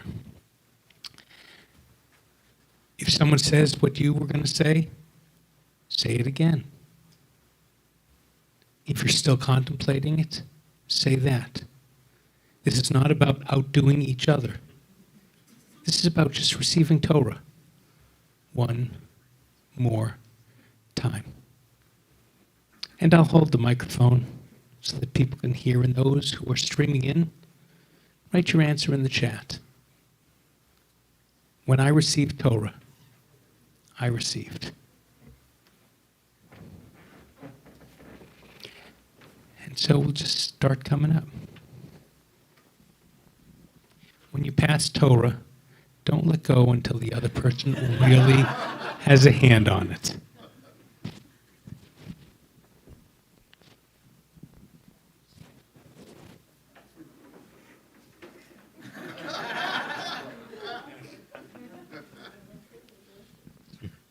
Connection. Say, when I received Torah, I received. When I received Torah, I received connection.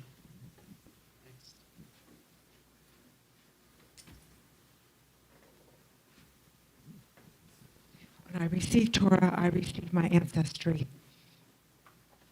Come on up, whoever's next. Let's just keep going. Thank you. When I received Torah, I received the opportunity, la'asok, to get involved, to become entangled, to,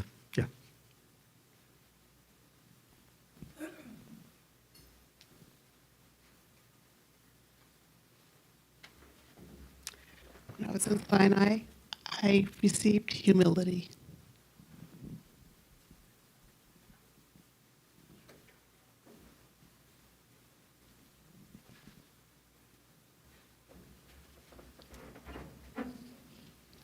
When I received Torah, I received strength.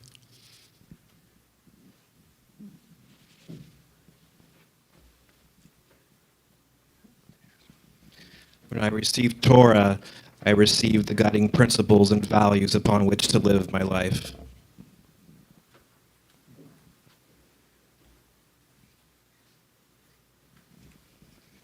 When I received Torah, I received belonging.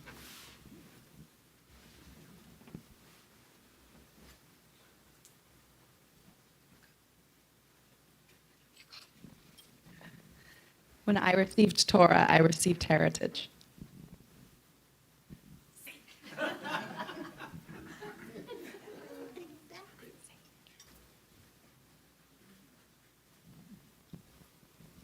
When I received Torah, I received heritage.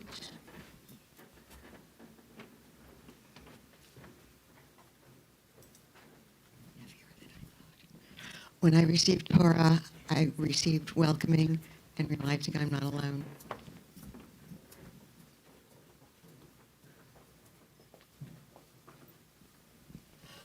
When I received the Torah, I received 2,000 years of wisdom.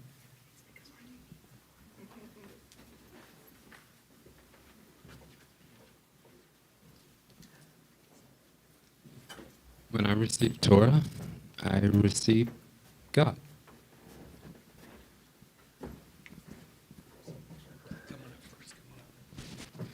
Coming up first.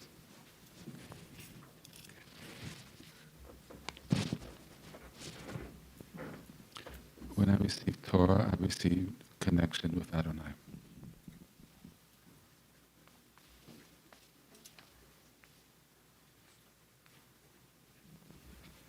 When I receive Torah, I receive a blessing.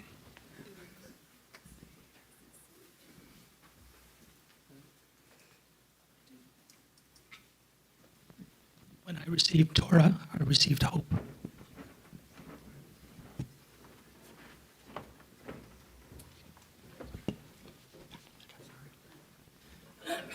When I received Torah, I received the rule of law.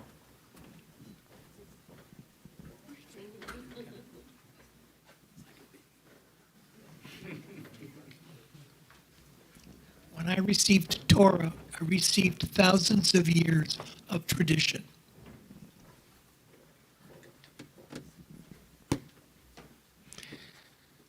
Let the Torah wait for people to approach it. When I received Torah, I received so much more than I could ever imagine.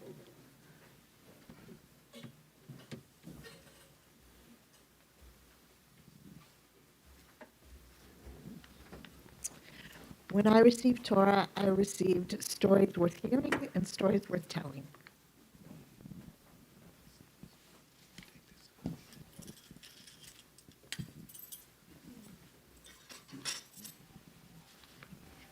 When I, when I received Torah, I received the story of our people.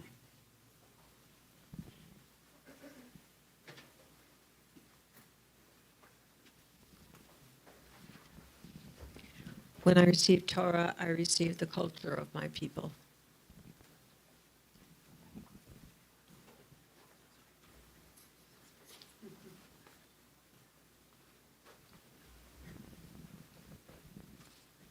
When I received Torah, I received love, faith, and guidance.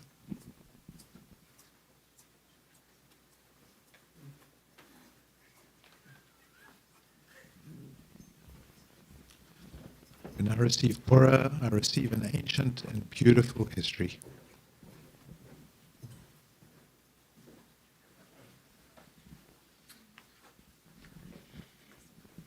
When I receive Torah, I receive the truth.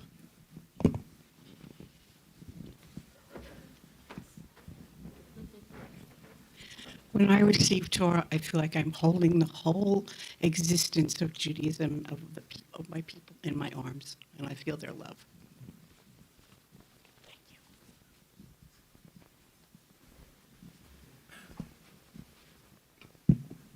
When I receive Torah, I receive community.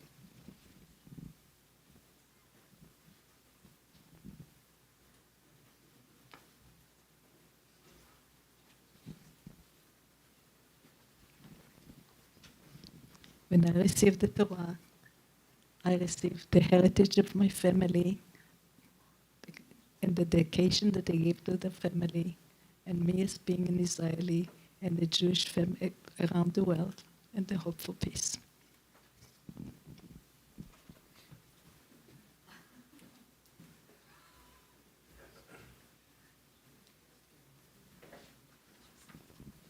When I received Torah, I received love, community, and blessings.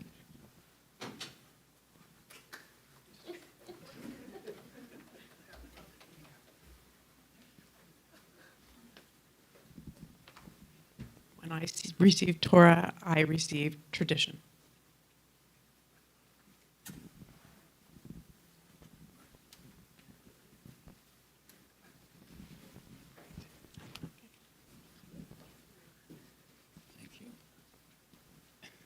When I receive Torah, I receive a soul, purpose, and direction in life.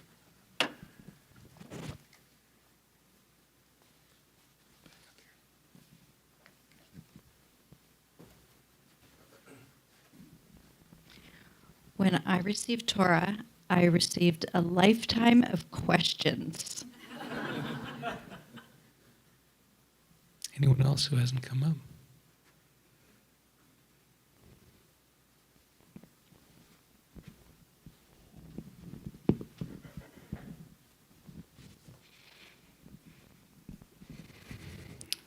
Every time I receive Torah, I receive something new. Insight about the world, insight about our people, insight about myself. And each time I approach it, I'm different. So each time I learn something new. Ben Bogbog, the rabbi, said, "Turn it and turn it, for everything is in it." We can find within Torah the answers we seek. If we open its chayim, its arms wide, and delve into it. May we each find beauty and meaning in this night and in the nights to come. And so, it's about midnight somewhere, and we have received Torah again. And so, we take a moment to thank God, to thank the holiness in this world, to thank the existence that is holy, to thank the Holy One for giving us life, right? For keeping us in life this long, and for bringing us to this moment of holiness, of revelation, and God-willing redemption. Baruch atah Adonai Eloheinu melech haolam, she'achiyanu v'kiyamanu v'higiyanu lazman hazeh. Amen.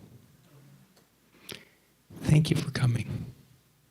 Thank you to our 5 TED Talkers for teaching.